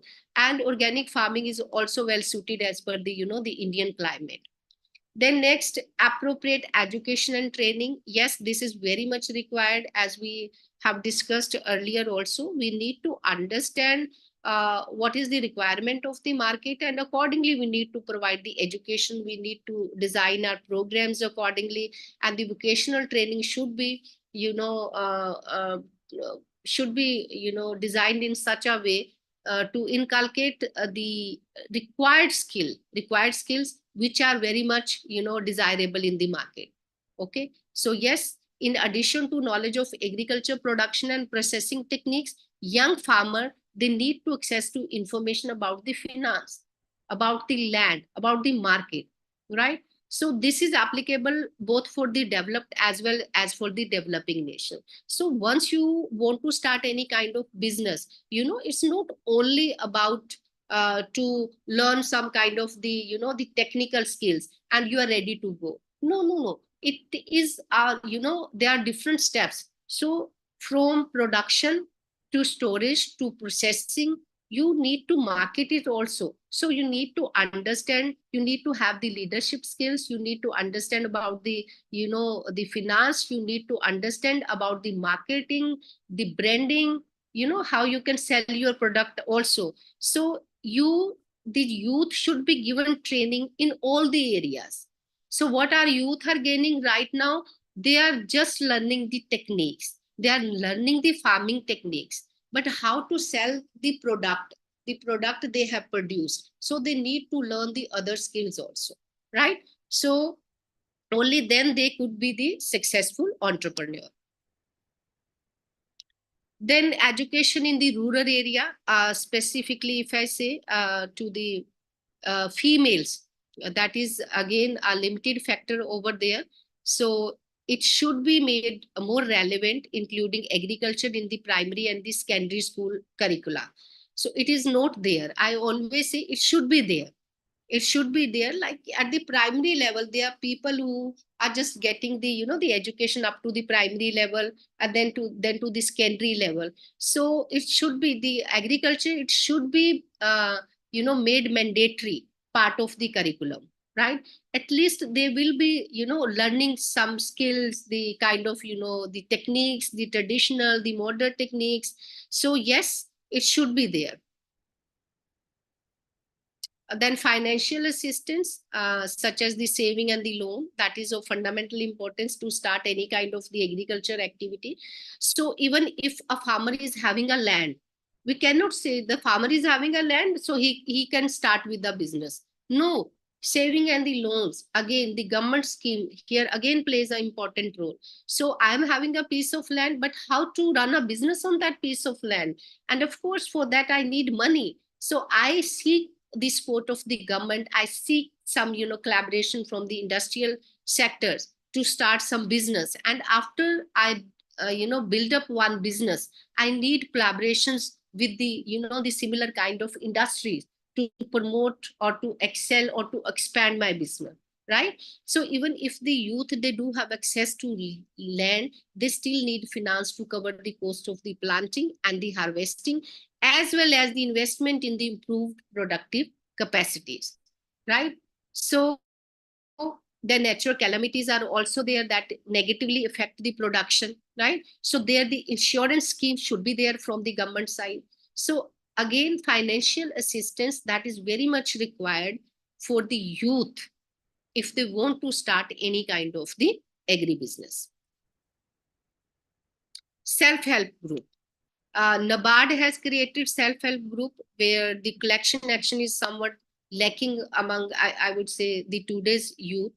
They are rarely organized into the self-help group, though the self-help groups are there. Even the self-help group, they are being, created by Mahatma Gandhi National Council of Rural Education also. For the startups, the self-help groups are there. But again, the youth living in the rural area, they are not, organized into this self-help group. So we should promote more self-help group where the young ones, they are, making money by, selling their products at this, small scale level, right?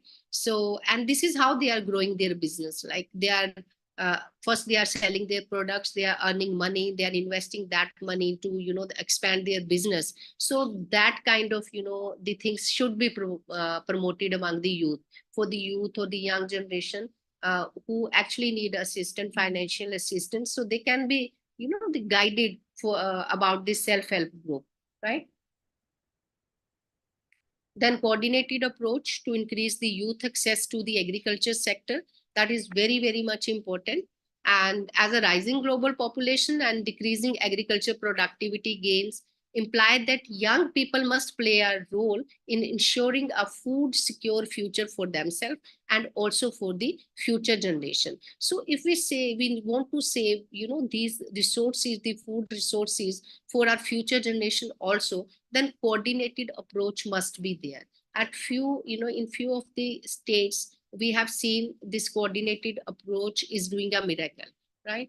But yes, at many of the, the places, this is not happening, right? So if at individual level, we are not able to do something, the great with our farming system. So under coordinated approach, under collaboration, yes, we can do a lot. So yes, we can give a thought about this coordinated approach also. So if I would like to conclude about this, I would say youth of the area, they are not significantly engaged in the agricultural-based livelihood activities, at least not willingly. Let's say not significantly, not willingly, right? And number of the incentives are needed to convince the youth. I always say if we really want to build up their business in the agripreneurship, then we need to convince the youth. And how we can convince them? By providing them the incentives, the loans, the subsidies, by supporting them, by creating this self-help group, right? So government should redesign the policies and the legislation to encourage the rural youth interest and the participation in the agriculture. Because 70% of the India population, that is the young population, that is below the age of the 35 years old, right? So that is the, the area where the government, they can play a very significant role. I wouldn't take taking the much time, and I would like to share few of the success story of the agripreneurs in India. The people from the agriculture background, they must have heard about Shri Jaswinder Singh Sandhu from the district Taran of the Punjab. So he has started this seed business. He is post-graduated in agriculture from Khalsa College, Amritsar in 2007. And then he completed his training under Agri Clinics and Agri Business Center scheme, right? And then he chose the business of the seed production, and that within 3 years, he would clock more than 200% success in such a highly technical and risky business, you see. So where there is a will, there is a way, right? So we are having a many, the success stories. And then there is an apple doctor. I don't know whether you have heard about it. There is an apple doctor from the Kashmir Valley, Mr. Ishfaq Bukhari, who took life as a challenge to face all the odds in order to restore the economic liberty for himself and his fellow beings. So he started this, the Apple business. And again, he, took some training in the AC and EBC of Indian Society of Agribusiness Professional from Srinagar in 2012. And since then, he has been successfully, running this business. And of course, if we want to begin with any kind of business, we need to face some kind of challenges. And he shared that during the initial phase of his project, he moved from door to door to motivate the farmers to join with him. And as an extension activity, he recommended right doses of, the pesticide, fertilizer, seed, other inputs, so that the farmers, they can grow their crops and they can gain some kind of profits, and they can grow their crops in a sustainable way, right? So he mobilized more than 500 farmers and has tried to bring them under one association that he has started, Apple Planet Agri Clinics, right? So you see, they are the ones who have started from the ground level. Now they are the successful agripreneurs. And then we are having one example from the Karnal district of state Haryana, Uday Bir Singh, who quit his sale executive job and joined this 2-month, again, training is very much required, which I was talking about, the vocational training, that is very much required. So he took his training at the Indian Society of Agribusiness Professional, Haryana. And then, he invested initially 20 lakh. He registered his honey processing unit by the name of Ocean Food, right? So right now, if I say, the processed honey by Uday, that is being sold in number of the states, Bihar, Madhya Pradesh, UP, Haryana, Punjab, and other states of the India. So he's very, very much popular, and he's earning, a lot of profit out of this, the business. So when we say agripreneurship, it is not only about the simple farming system, as I mentioned earlier. It is always about the integrated farming system, right? So you can opt your career in the sheep breeding, the goat breeding, in the mushroom cultivation. We have seen the people, they're having the animal husbandry over there, so they are into the dairy farming, right? So once you are into the farming system, it is about an integrated approach, right? So I always say entrepreneurship is neither a science nor an art. It is just a practice, right? So koi isme science bahut zyada involved nahi hai. Even the people, when we teach our students, we tell them, the people who are actually working in the fields, they know much more better than us. They are the ones who are the professional, they are the experts. They know about the, the rainfall pattern. They know about which crop or the type of seed they need to grow in their fields, because they are actually working in the field. We are not there, 24/7. So they are the professional. So this is not any kind of science or any kind of art. It is all about the practice, right? So if our youth is interested in taking, the agriculture as a business, they can do it. And they can do wonders, because they are having energy, they are having potential, they're having a right mindset, and they are very innovative. And most importantly, our youth is very much receptive to the ideas. They interact with the, the other communities through the internet. They are learning new techniques, right? So they are the ones who can get into this, the agri business, and they are the ones who can actually uplift the status of the, the agripreneurship in India. So, well, I would like to end up this quote, and this is for our young minds. Investment in the agriculture are the best weapons against the hunger and the poverty, and they have made life better for billions of people. So, dear participants, if you really want to choose, this as your career, if you really want to choose agri-business as your career or profession, always remember you will be feeding to the billions of the people.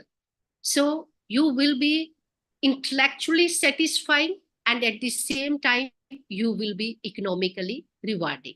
Thank you so very much. God bless you all. Thank you so very much, ma'am. It was wonderful, encouraging, and inspiring, ma'am. So, on the behalf of every attendee present here, including myself, I would like to express our sincere appreciation for your valuable contribution to our learning journey, ma'am. So, especially when you talked about the problems associated with the youths who are entering into agripreneurship, then what is their involvement and actually what the legislation can do for them. So, it was wonderful, ma'am. Ma'am, we have one or two questions in the chat box, so I'll just read out for you, ma'am. So the first question is from Shravani. So Shravani is asking, presently she's in second year of agriculture, ma'am. And she's telling, ma'am, you spoke about the harsh truth of agriculture. So she do believe that personally that agriculture sector would be viewed seriously and with the goal-oriented approach. So agriculture will beat all the sectors. So what could at individual level, what could be the ways to work in this direction, ma'am? What an individual can do? See, my presentation, it was all about the role of the youth in the agriculture. So government is just one segment to this, for the financial support. The rest youth has to do, right?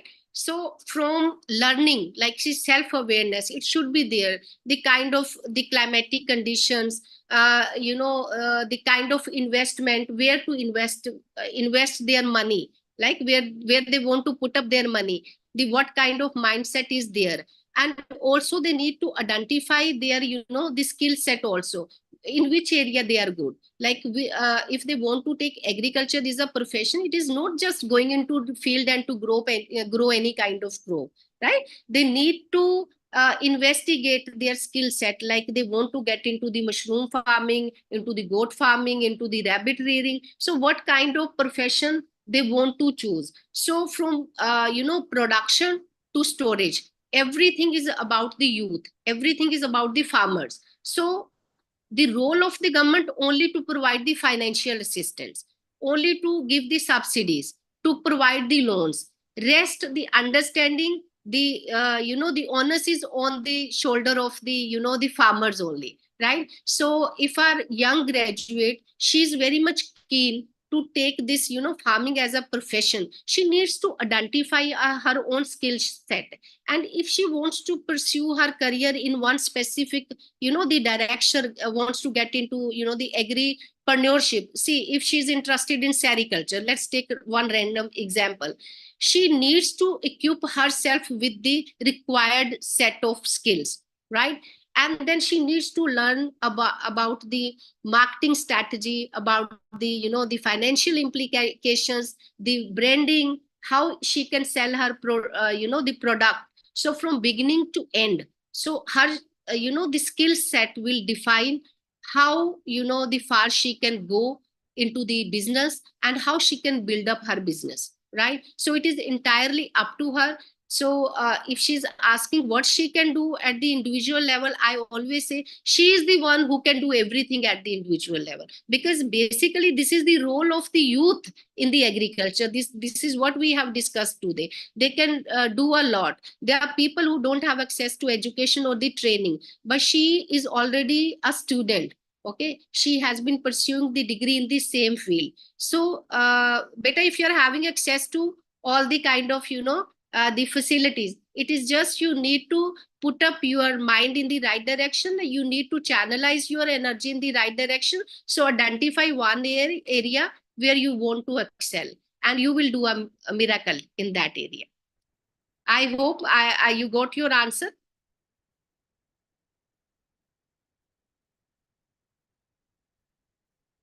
Preeti, are you there?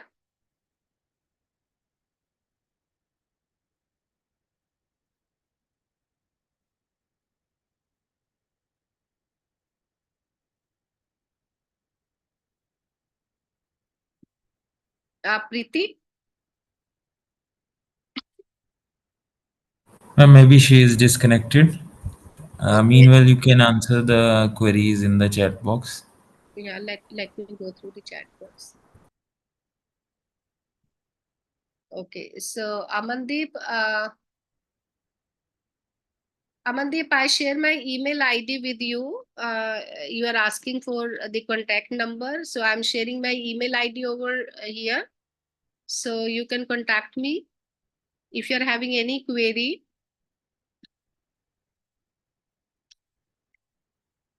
So just drop an email to.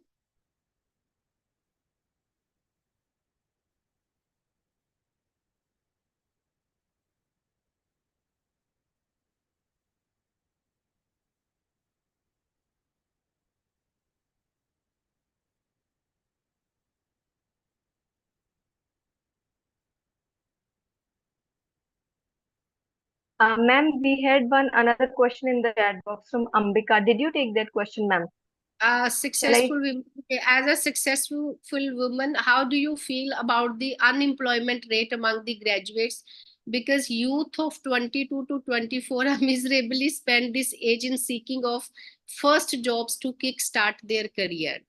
Well, Ambika, this is where, sweetheart, I was telling to get into the agripreneurship. See, it is entirely up to you. You want to be in the category of the job seeker or the job creator, right? So when it comes to the entrepreneurship, definitely you are going to, provide the employability to others also, right? So if you are just graduating and seeking a job, definitely it takes a lot of efforts, and there are number of, we are the most populated country in the world, and the queue is very long.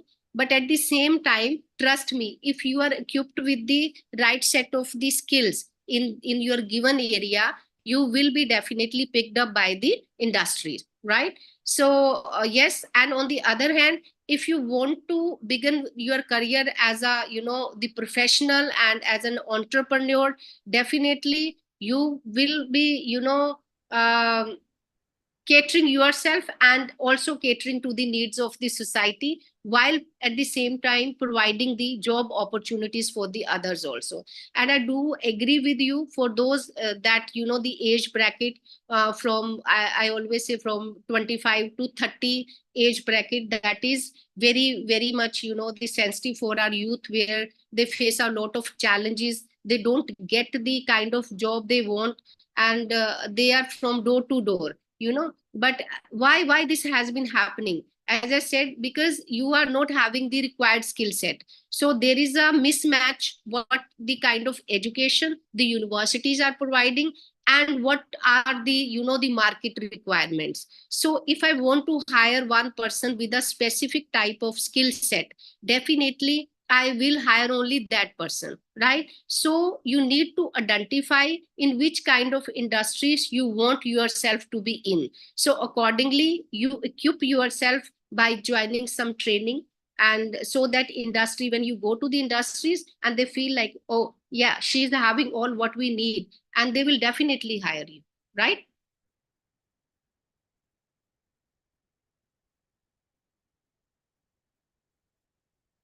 Yeah, one has asked to share the PPT. I have already shared the PPT with the Utkarsha. So I guess you can further share it with the participants. Preeti, any more question?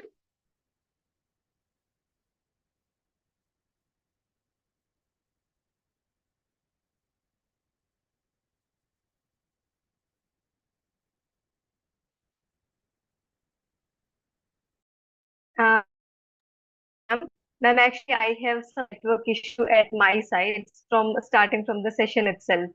Thank you, ma'am. I will just call it a session.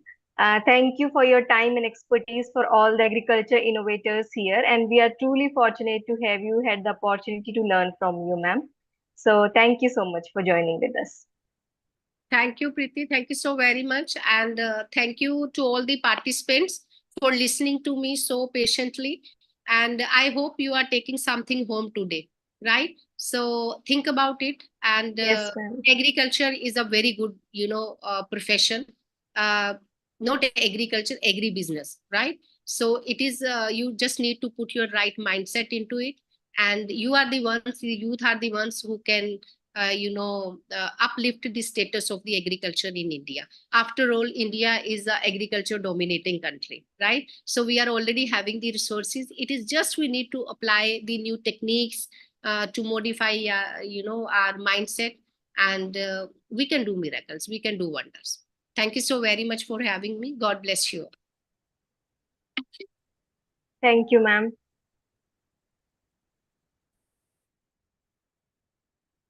So, dear participants, moving towards the next session of the day, we have with us an eminent personality, Professor Dr. Ashok S. Alur, sir. Sir, are you there? Yes, I'm there. Yes, sir. Yes. Just I will give a brief introduction, sir. Then we'll start the presentation, sir. I have sent the slides to you, PPT to you. Please yes, share sir. it from your side. Yes, because sir. I'm traveling. Okay, sir. Okay. So we have with us Professor Dr. Ashok S. Alur, sir, currently serving as a Vice Chancellor of Kodagu University. Sir holds an MBA and a postgraduate in Agricultural Extension Management. And he has undergone over 10 national and international EDP and MDP programs in India, USA, Germany, and Kenya. Sir is having around 25 years of experience in higher education, natural resource management, agriculture, horticulture, rural development, international cooperation, food security, policy advocacy, institutional development, and agripreneurship development. Sir has coordinated a team of experts for land resource inventorization of 300 micro watersheds, development of resources atlas and decision support systems for land and water management under World Bank assisted programs in Karnataka. Sir is a recipient of more than 20 international awards, 6 national awards, and many other states awards as well. To include some important ones, he has got Certificate of Appreciation and Loyalty Award from Agritech, honorary recognition from Government of Thailand, honorary credentials and Sorghum Research Institute award by Liaoning Academy of Agricultural Sciences, Government of China, Certificate of Honor from Government of Switzerland, and Certificate of Honor from Government of Mozambique in the recognition of his contributions for the food security and initiatives. Sir had set up a target for himself to reach million farmers through their mission Million Farmers and the promotion of millets. So, sir, please consider this again a step in our again a target to reach another few, young farmers. So please be with us here on this podium and address all our participants. The podium is all yours. Thank you very much. Will you please share the slides? Yes, sir. I will just now share the presentations. The slides and good evening, everybody. It's indeed a great pleasure for me to be part of this program. And I'm seeing more than 100 participants have joined this program. I think it's a wonderful opportunity for students and all people who are interested in agriculture sector to know about innovations that are happening, innovations that are required, innovations that have to happen to make Indian agriculture a very profitable business opportunity for the Indian farming sector. So I will try to share with you few of the innovations that can be used in agriculture sector to revolutionize Indian agriculture. So in the entire 40-45 minutes, I'll try to touch upon the technological innovations to revolutionize Indian agriculture. And I will try to share these slides with you. And maybe Preeti will share it with you after the presentation. So next, please. Okay, sir.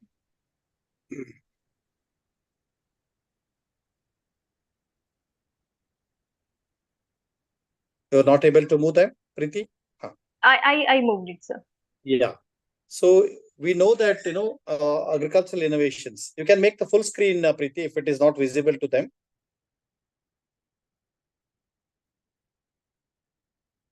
So basically, when we talk about innovations in agriculture, innovations, they're nothing but, application of ideas. We talk about new knowledge. We talk about new practices. They are particularly new to a context. They are particularly new to a situation wherein they bring a change in the existing system.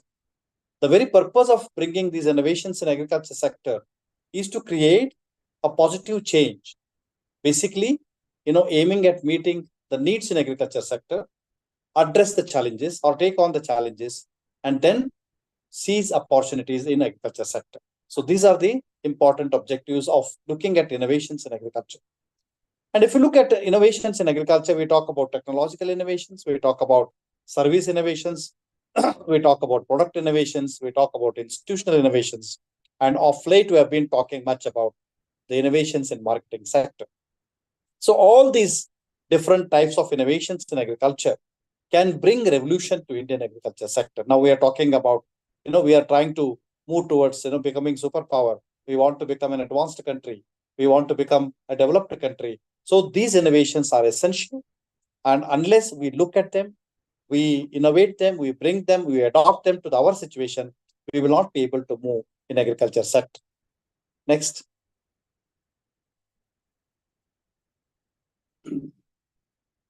Can you move? I will try to touch upon few innovations, in agriculture, and some of them must be known to you. You have been, looking at them. You have been talking about these situations. I will try to touch upon few such innovations which can really bring innovation, revolution in Indian agriculture, Indian farming system. Preeti, you are not able to move it? I moved it, sir. But no, I am not able to see. It's the slide is currently land resource inventorization technology, sir. Are you not able to see? I moved it, sir, actually. Let me just see it, sir. Please see. No, check with other participants, they're able to see. No, it's still in the second slide only. I have already moved it, sir. Let me just check it, sir, once.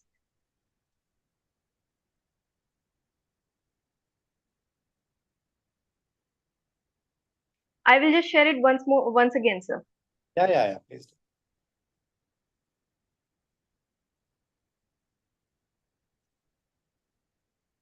Visible, sir? Move to the next slide.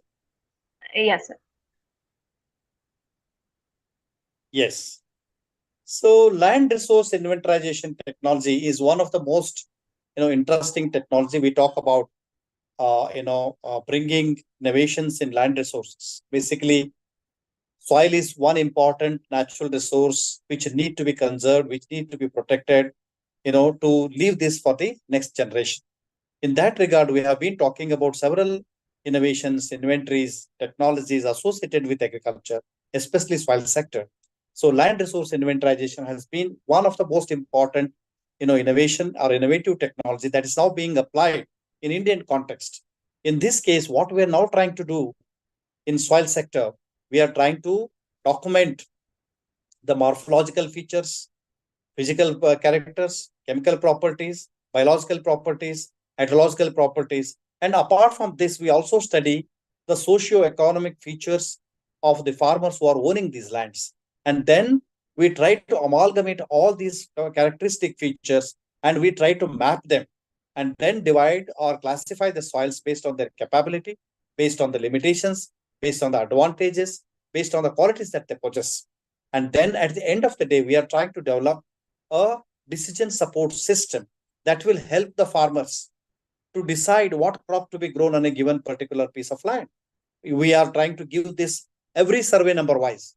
This is an in-depth, detailed study of soils, all their properties, morphological, physical, chemical, biological, and hydrological properties. And based on this, we are trying to come out with a decision support system that will help the farmer to decide what proper crop to be grown on a given land, that will help the government to decide policies, what support system that can be extended to the farmers. It can be very helpful to the policymakers. It can be very helpful to the bankers. For example, a farmer goes to a banker saying that he would like to take up a plantation of X crop. But if that X crop is not suitable to a given land system, then automatically after so much of investment, the farmer will lose, and that will result into several losses. So land resource inventarization technology help the farmers, help the policymakers, help the bankers, and all people around that to decide a particular, suitable system, cropping system, technology. So that will help the farmers to gain more and more profits, and thus bring more and more, welfare and support system to the farmer. Thus, land resource inventarization is becoming very, very popular. Karnataka state is one of the very few states in the country, or I should say it is the first state in the country to adopt this LRI technology. We have now done it almost on 2/3 of the Karnataka state. We develop atlases, and they become the permanent land resource inventories for the entire soil, mapping and soil management. So this is one of the most important technology. With such technology, we can bring revolution in addressing the challenges in agriculture, horticulture, and related sectors. Next, please. With the next slide. Didn't it change for you, sir? I changed, No, sir. I don't know. No, I mean, check with the participants. Dear participants, any of you please confirm like if it is changed for you or not.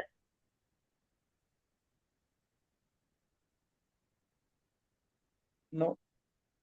No, what's the problem? Why it says not moving?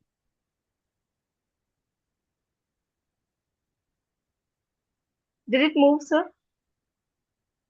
No, Preeti, it is still with land resource inventarization only. I will just see, sir. Actually, sir, I had some internet connection in the first half, but it is not now actually. I don't know, sir, what is happening here. No, since I had a connectivity issue, I sent the slides to you. That's true, sir.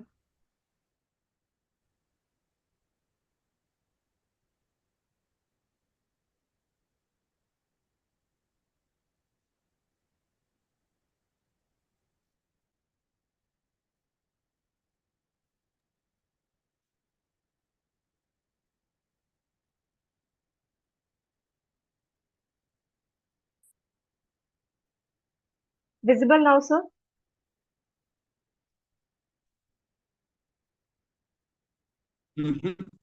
Nothing is.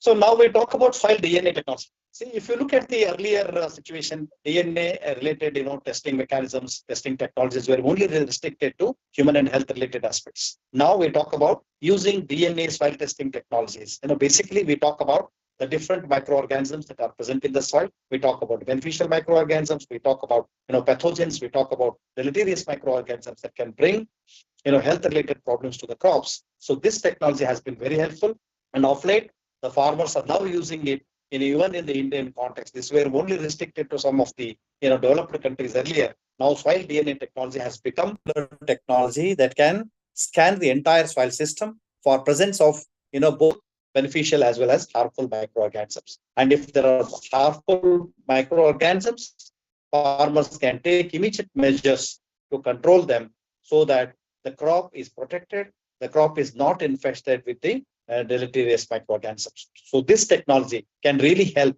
in understanding the presence of harmful microorganisms in a given soil. And this technology can really help us when we talk about producing high value crops, especially in the controlled conditions. This technology comes to the help of the farmers. Next, please.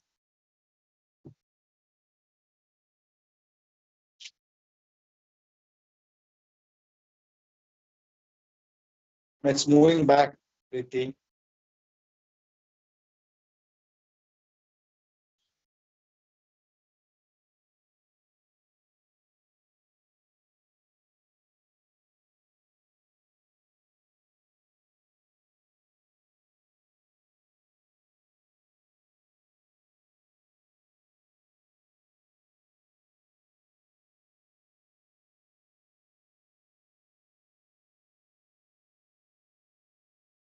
So please give me another 2 minutes, sir. I will just keep seats, sir. No, I don't understand what is the problem actually.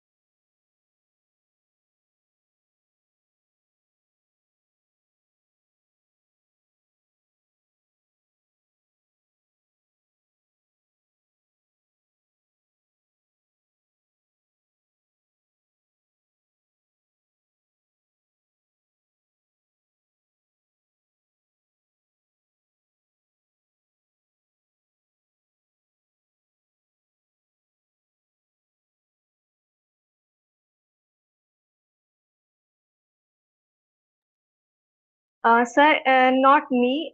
One of the members from the team is going to share the presentation No now, sir. issues, no issues. Let anybody share it. Yes, sir.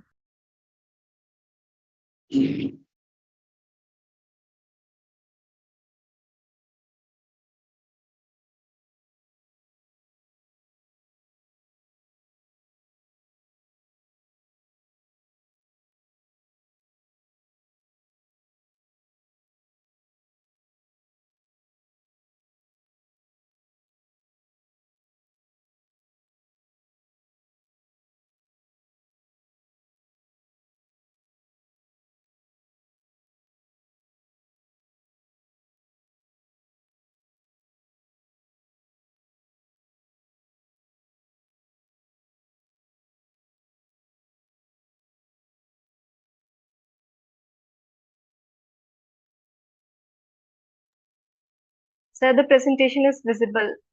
Yeah. So they can go to the next slide.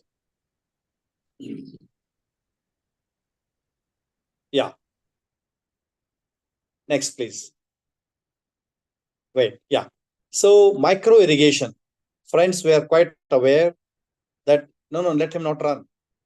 Go back to micro irrigation. Yes. So micro irrigation is one important technology that has brought revolution in irrigation sector. So as we are aware, agriculture sector consumes more than 80% of the 70 to 80% of the potable water. And if you look at the existing climatic conditions, rainfall pattern, most of the states, most of the soils are completely, on rain-fed farming. So looking at these aspects, and if you look at judicious use of water, it is only micro irrigation that can bring revolution in judicious and most equitable use of water in agriculture sector. So there are several micro irrigation technologies. We started with sprinkler irrigation technology, and then we came to drip irrigation. We have further moved. There is even we call that as a sip irrigation. So all these micro irrigation techniques, wherein we can save a lot of water. 60 to 70% of water can be saved. We can irrigate more quantity of land, and we can produce very high value crops. Basically, when you give optimum use of water, automatically the crop growth will be excellent. There will not be much pest and disease outbreak. All these indirect advantages are coming associated with micro irrigation. So micro irrigation is one technology that can really bring a revolution in Indian agriculture sector. If you take the example of sugarcane, earlier we used to just flood the sugarcane lands. Now the subsurface irrigation has become most popular aspect. I should talk about the innovations in Israel. Basically, micro irrigation, entire innovation is from Israel. So if you go to Israel, I will just quote a small example of Israel and then come back to the presentation. Israel, we have one desert area called Arava Desert. It's a very important area in Israel, which receives annual rainfall of just 1 inch. Look at the situation. It's a complete desert. We don't have good soil. Water is not at all there. And if the farmer drills a borewell, the farmer has to drill the borewell to the depth of 4,500 to 5,500 feet. And after drilling 5,000 feet, they get only half an inch of recuperation. And they have to lift that water in 3 to 4 stages, bring it to the top. And if you look at the quality of water, that is completely a brackish water, which is not fit for any of the agricultural purposes. Now, they have to re-osmosate it. I mean, they have to convert that into a potable water, useful water for agriculture, and then apply. Look at the difficulties. Even in our case, even if we receive 400, 500 millimeter of rainfall, then we will be shouting at the government, asking them to declare that as a drought hit area. So all these situations, it's basically the necessity. Necessity is the mother of invention. Why Israel has become such an advanced country in agriculture sector is because they are exposed to several big challenges. So irrigation has been their part of their agriculture sector, and all innovations, most of the innovations associated with micro irrigations, they are all from Israel. And I was talking to you about the Arava Desert. Now, if you look at the quality of vegetables that they produce in Arava Desert is awesome, wonderful.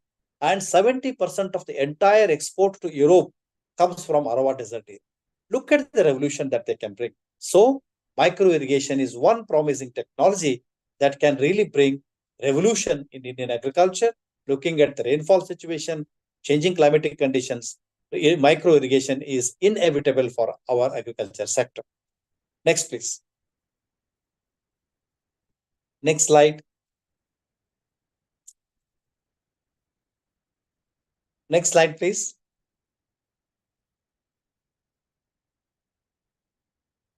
So if you look at the vertical farming, if you look at the growing cities, go to any country, cities are becoming big, they are growing. And though the requirement of especially high value vegetables is increasing day by day. So vertical farming technology is one wherein we are trying to produce the vegetables in stacks in layers. So vertical farming can be a most beneficial farming. I mean, one of the technology that can help in producing more volume of vegetables in a small area. This is highly suitable for areas which are very close to the cities where there's a high demand for high quality vegetables. Vertical farming technology can bring a lot of benefits to the farmers, and you can produce it in a very small area with a limited water, because you are trying to use all high-tech agricultural production methodologies in vertical farming. Thus, vertical farming is emerging as one of the most promising technology in agriculture. Next, please. Farm mechanization and automation. So now we are talking about, the central government is talking about use of drones in agriculture, whether it is for surveillance, crop surveillance, pest surveillance, spraying of chemicals, pesticides, all those things. Now we are talking about complete mechanization.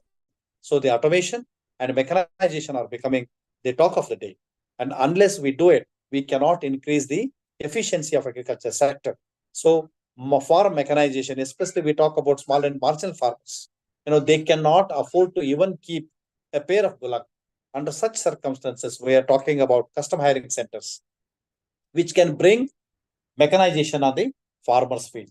So thus, farm mechanization is inevitable for Indian agriculture. Automation can really bring a lot of revolution in Indian agriculture sector. So for mechanization and farm automation, they are two important aspects of bringing modernity in Indian agriculture sector.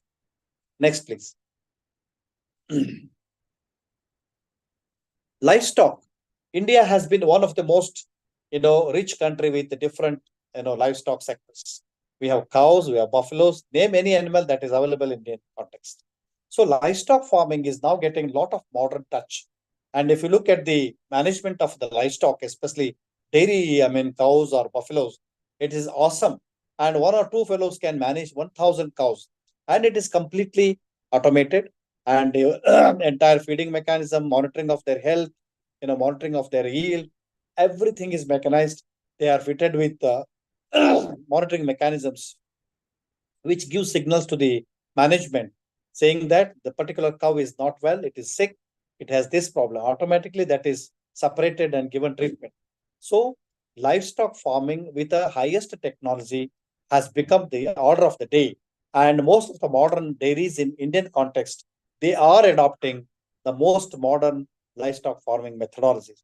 Thus, with a limited human resource, with highest management, with highest efficiency, livestock farming can be done. And this can be one of the most important, technological innovation to bring revolution in Indian agriculture sector. Next, please. Greenhouse technology. We have been talking about producing high value crops, especially the vegetables, flower crops. So greenhouse technology is basically used for protected cultivation of high value for vegetables, especially the flowers. So these are the two areas where it's now gaining a lot of importance. And you can have a lot of control on the pest and disease outbreak. You can manage a very good health of the crops, and even the entire uniformity, quality, all these can be ensured in producing crops in the greenhouses. So greenhouse technology has emerged over a period of time. If you look at the last 2.5 decades area, it is completely, highest technology that is helping us to promote and produce high quality crops. This can be export oriented. This can be used by the farmers to sell it at a very high price. So it's a quality aspect, resource management, and producing it in the best conditions. So greenhouse technology is one of the most important advanced technology to produce crops under protected cultivation conditions and bring more and more benefits to the farmers. Next. And we have been talking about shade house technology. So we in most of the cases there is not uniform distribution of light. Sometimes we have more light, sometimes we have less light, especially in case of long sunny days, high temperature areas. Shade houses are very, very important. And the shade house technology has come handy to the farmers in producing the high value flower crops and high value basically the export oriented flower crops.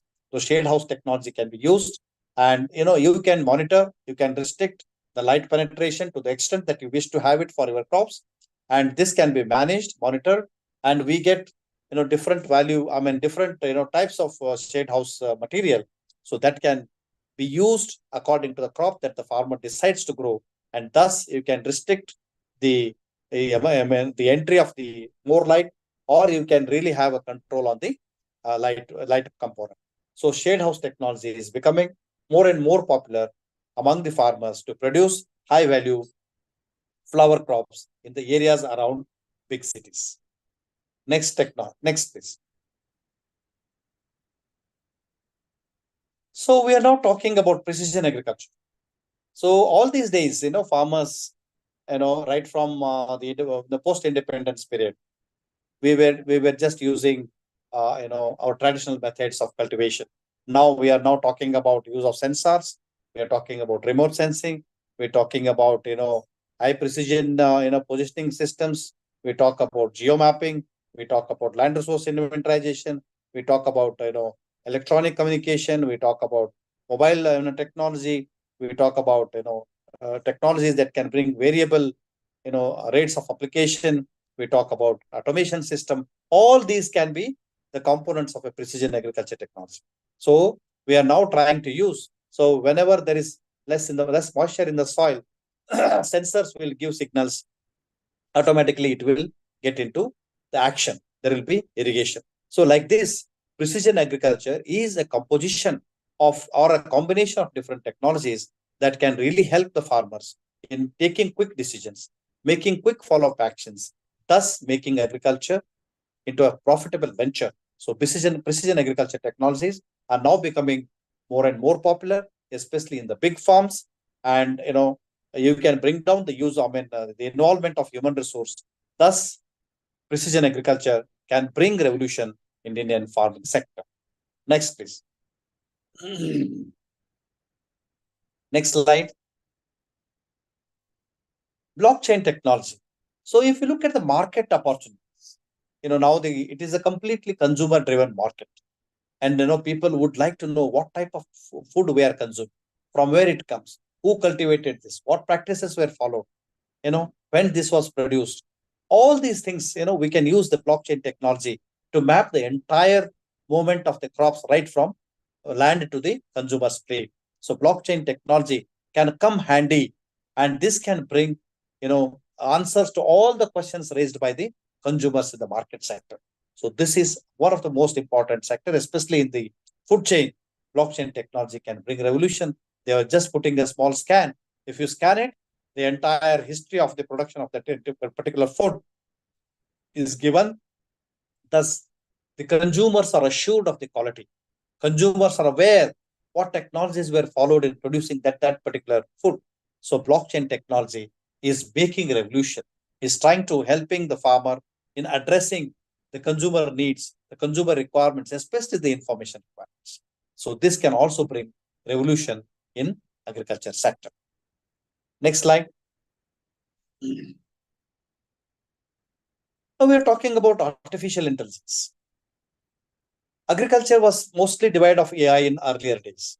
Now machine learning is becoming, and it's becoming more and more important. And artificial intelligence is now being used in agriculture sector in making several decisions. So in this way, a lot of applications are now being made, especially whether it is basically when we talk about irrigation, when we're giving irrigation, we talk about surveillance, all those things, artificial intelligence can come handy. And this can help the farmers to take decisions, quick decisions, basically, when we talk about the crop protection and, taking actions on, disease outbreak and all those things. Artificial intelligence can be very, very important, technology. So now, in most of the cases, agriculture is now getting into the use of AI in agriculture. Now we are talking about use of AI in several sectors. And agriculture is one of the sectors which requires artificial intelligence intervention. So of late, and if you go to the modern agricultural production systems, we talk about AI as one of the most important components. So artificial intelligence can really come handy to the farmers and make them very, very equipped in taking decisions in various agricultural practices. So we are now talking about, there are a lot of discussions, every day you find AI in agriculture, use of artificial intelligence technologies in farming decisions. All these things are happening. And this can be one important aspect that can really revolutionize agriculture sector. Next, please. Next slide. Yeah. Drones. Drones as bees technology. It's a very interesting thing. What is that I'm trying to tell you here? The honeybees have been the friends of the farmer. They have been very, very helpful to the farmer, especially in pollination related aspect. They can enhance the yields to the level of 30 to 35%. And of late, because of various interventions in agriculture sectors, the number of honeybees is coming down. Their activities has been come down. So scientifically, people are now trying to use drones, whether they can do the business of honeybees. We continue to promote honeybees in agriculture. We continue to promote apiculture. But, wherever there are difficulties, whether drones can be used as bees, whether they can perform, so the certain roles played by the bees, especially in case of pollination. Such efforts have been made and they have been very successful. And this is now again a technology that is seen in some of the advanced countries. So drones are now being used as bees. They are playing the role of the honeybees, especially in ensuring a high level of pollination. Next. We're talking about insect trapping technologies. These are very simple technologies. They are very farmer friendly, pocket friendly, and we have lot of mechanisms. We talk about traps. Basically, we use pheromone traps, we use light traps. Such technologies are becoming very popular, and these are very simple. They are environmentally friendly, cost effective, and they can be very helpful to the farmers. We may think that it's a very simple technology, but that can really bring a lot of change in the entire ecosystem in agriculture. So we are now talking about environmentally friendly insect trapping technologies. Basically, they aim at trapping the dangerous insects that can bring pests, disease to the crops. So these technologies need to be popularized, and they can be very helpful in promoting environmentally friendly agricultural crop production. Next, please. We have been using, we have been talking about high yielding varieties, especially post-revolution, especially after the Green Revolution period. We have come out with several advanced varieties, high yielding varieties, hybrids. So they have really helped this country to come out of this hunger. And now we are talking about biofortification. There is a nutrition related aspect. So, for example, in case of pearl millet, we have in many crops, the biofortification has been done. When I was in Icar, we were working on the pearl millet, which was fortified with zinc and iron, basically aiming at addressing the anemia and other aspects in especially women and children. So this is a very natural way of enhancing the iron and zinc content in the food system. So this will address the other various problems associated with this. So high yielding varieties help the farmers to produce more crops, more yields per unit area, whereas the biofortified crop varieties, they help the consumers. They help the consumers in naturally consuming the food and thus correcting several aspects associated with the nutrient deficiency. So these are two ways of approach, helping both producers and consumers. And this is a wonderful technology now being tried across the globe to enhance yield levels as well as enhance the nutritional supplementation. Next, please. So if you look at the water is now becoming the talk of the day.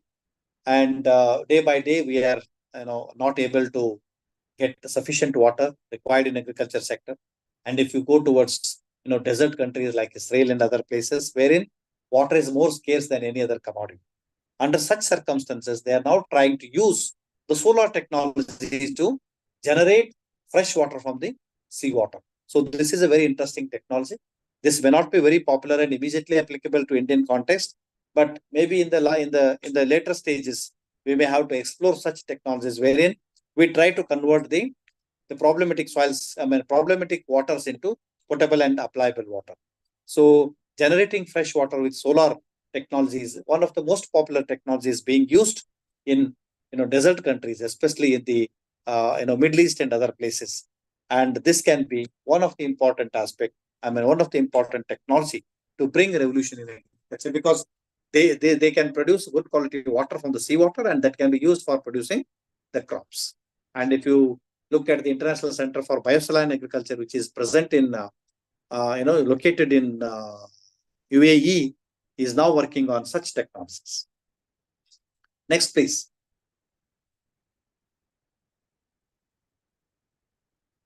(3D) farming technology. See, if you look at the emerging technologies, 3D farming technology is one of the most important technology now being popularized in US and other countries. In this case, where they are now trying to make use of different 3D farming models. Basically, we talk about producing them into verticals. We talk about providing circulating waters which are rich in nutrients. We are now trying to address the light issues by providing artificial light. So, in a simple, the protected cultivation, we are now trying to monitor the light requirement. We are trying to monitor the nutrient requirement. We are trying to maintain the space requirement. We are trying to monitor the water requirement.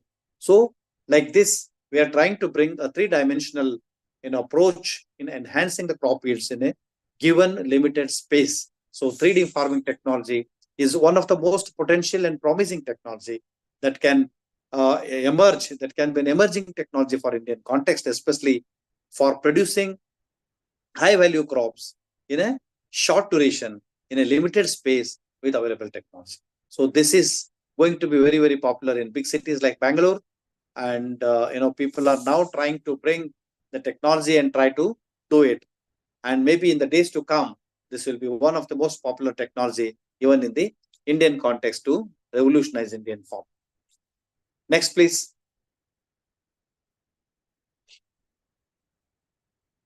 So weather forecasting, if you look at the weather, forecasting weather has become one of the most difficult tasks in the Indian context. And I'm trying to share the example of Karnataka. Karnataka is one state wherein we have a large number of, meteorological observatories, set up in the state. And this can provide precise weather forecasting predictions to the farmers. Every 15 minutes, they can get the prediction. Half an hour, 1 hour, 1 day, 3 days, 1 week, 1 month, 3 months, and 6 months. So in all these sectors, you can get very precise weather forecasting, possibilities. So this can really help the farmers, especially farmers who are involved in production of high-value crops. Weather forecasting becomes most important input for their decision-making.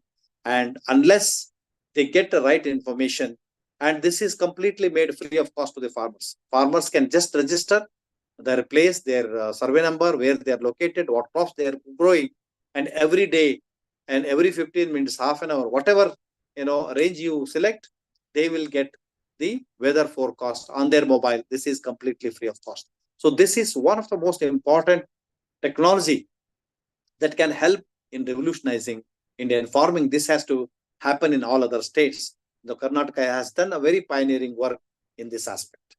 Next, please. Soilless farming technology. So we are now talking about hydroponics, aquaponics, and aeroponics. Basically, we are now trying to replace the soil with either with water rich in nutrients.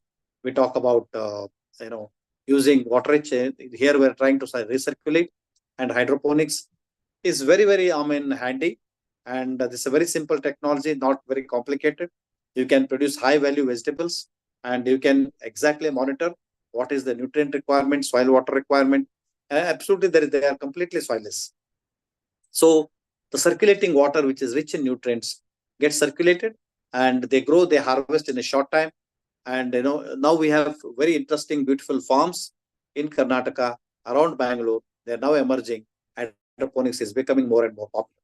Next, please.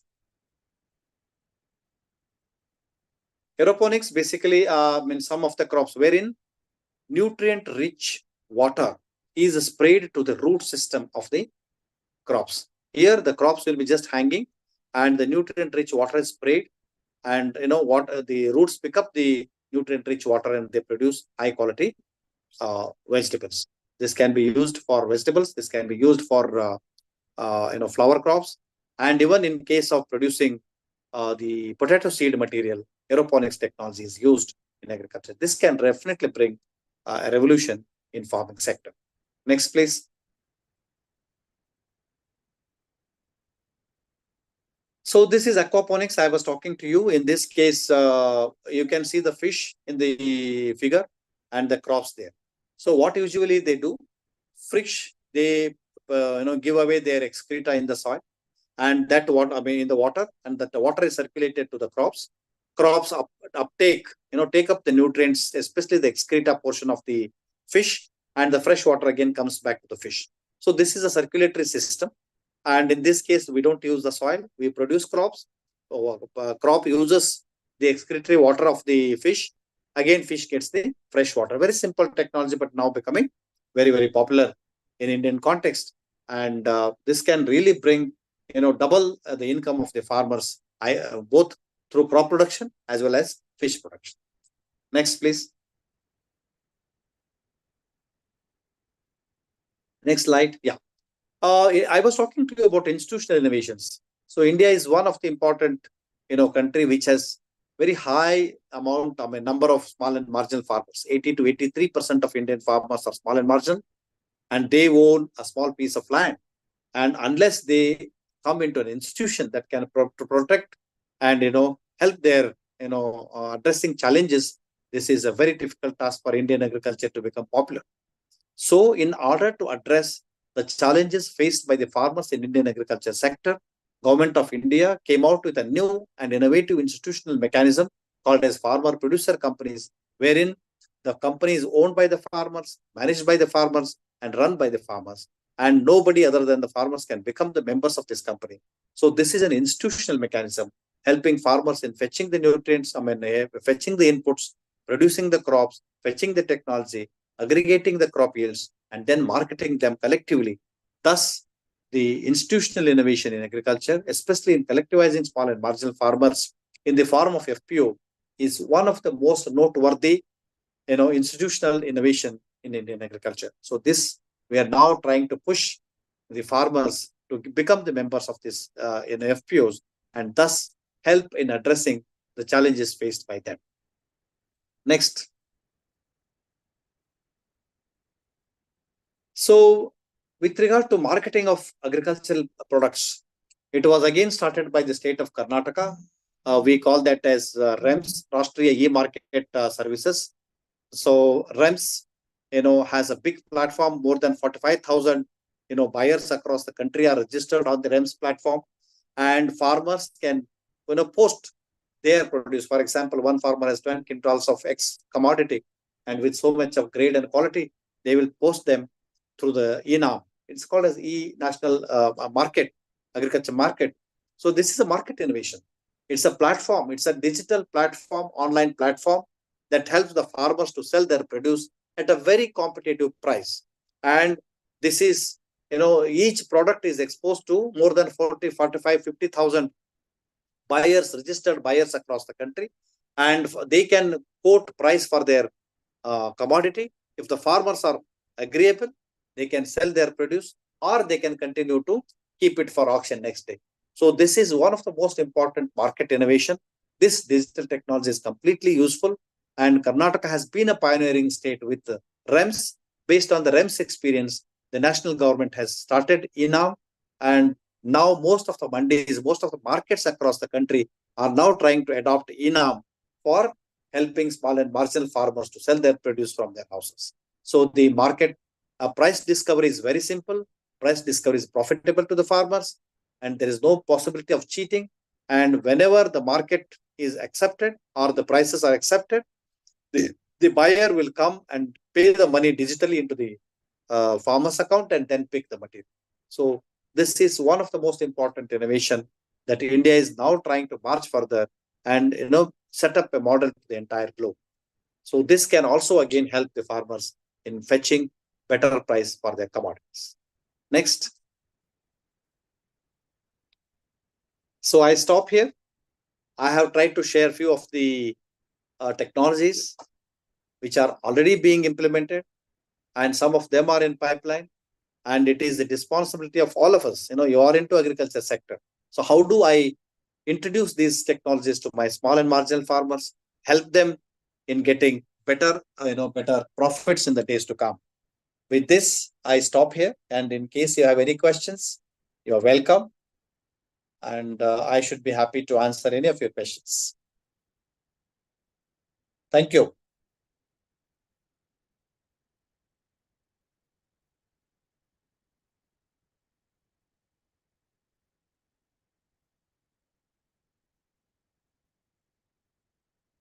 Any questions?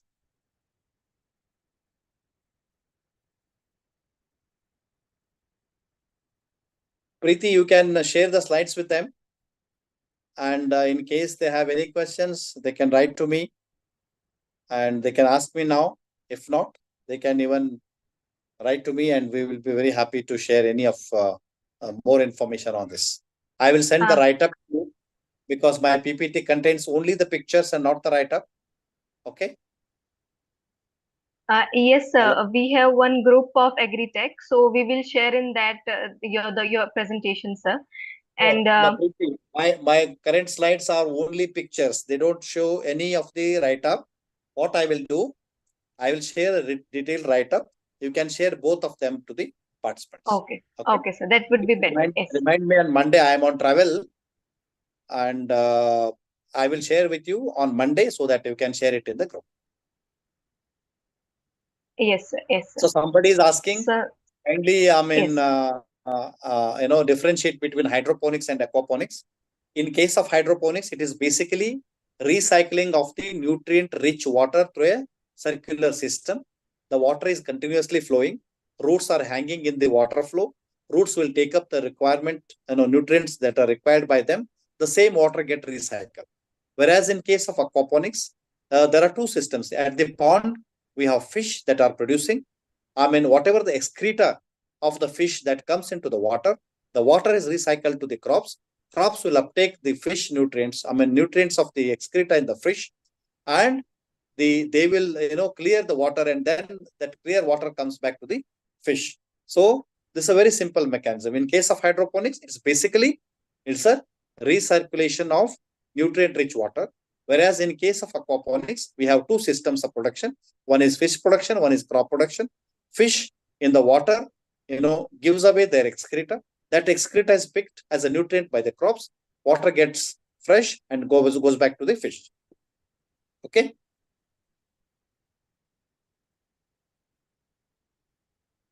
Thank you, sir. So we have one more question in the chat box from Irfan. So, sir, he's asking whether forecasting registration. Okay, he's asking about any other things, sir, like we were having in the earlier discussions. This facility is restricted to Karnataka state, and there is if they can go to the Karnataka state, weather monitoring center, there is a free registration. I can share that thing also. If he belongs to Karnataka, it's possible. If he belongs to other state, he cannot use that because the entire prediction and the forecasting models are restricted to Karnataka. If they are the farmers from Karnataka, they can use this. This now center is now looking at this model, expand it to other states, like the way we did INAM. There's a laptop. Basically started from 15 kilo का पीपा 13,000. हाँ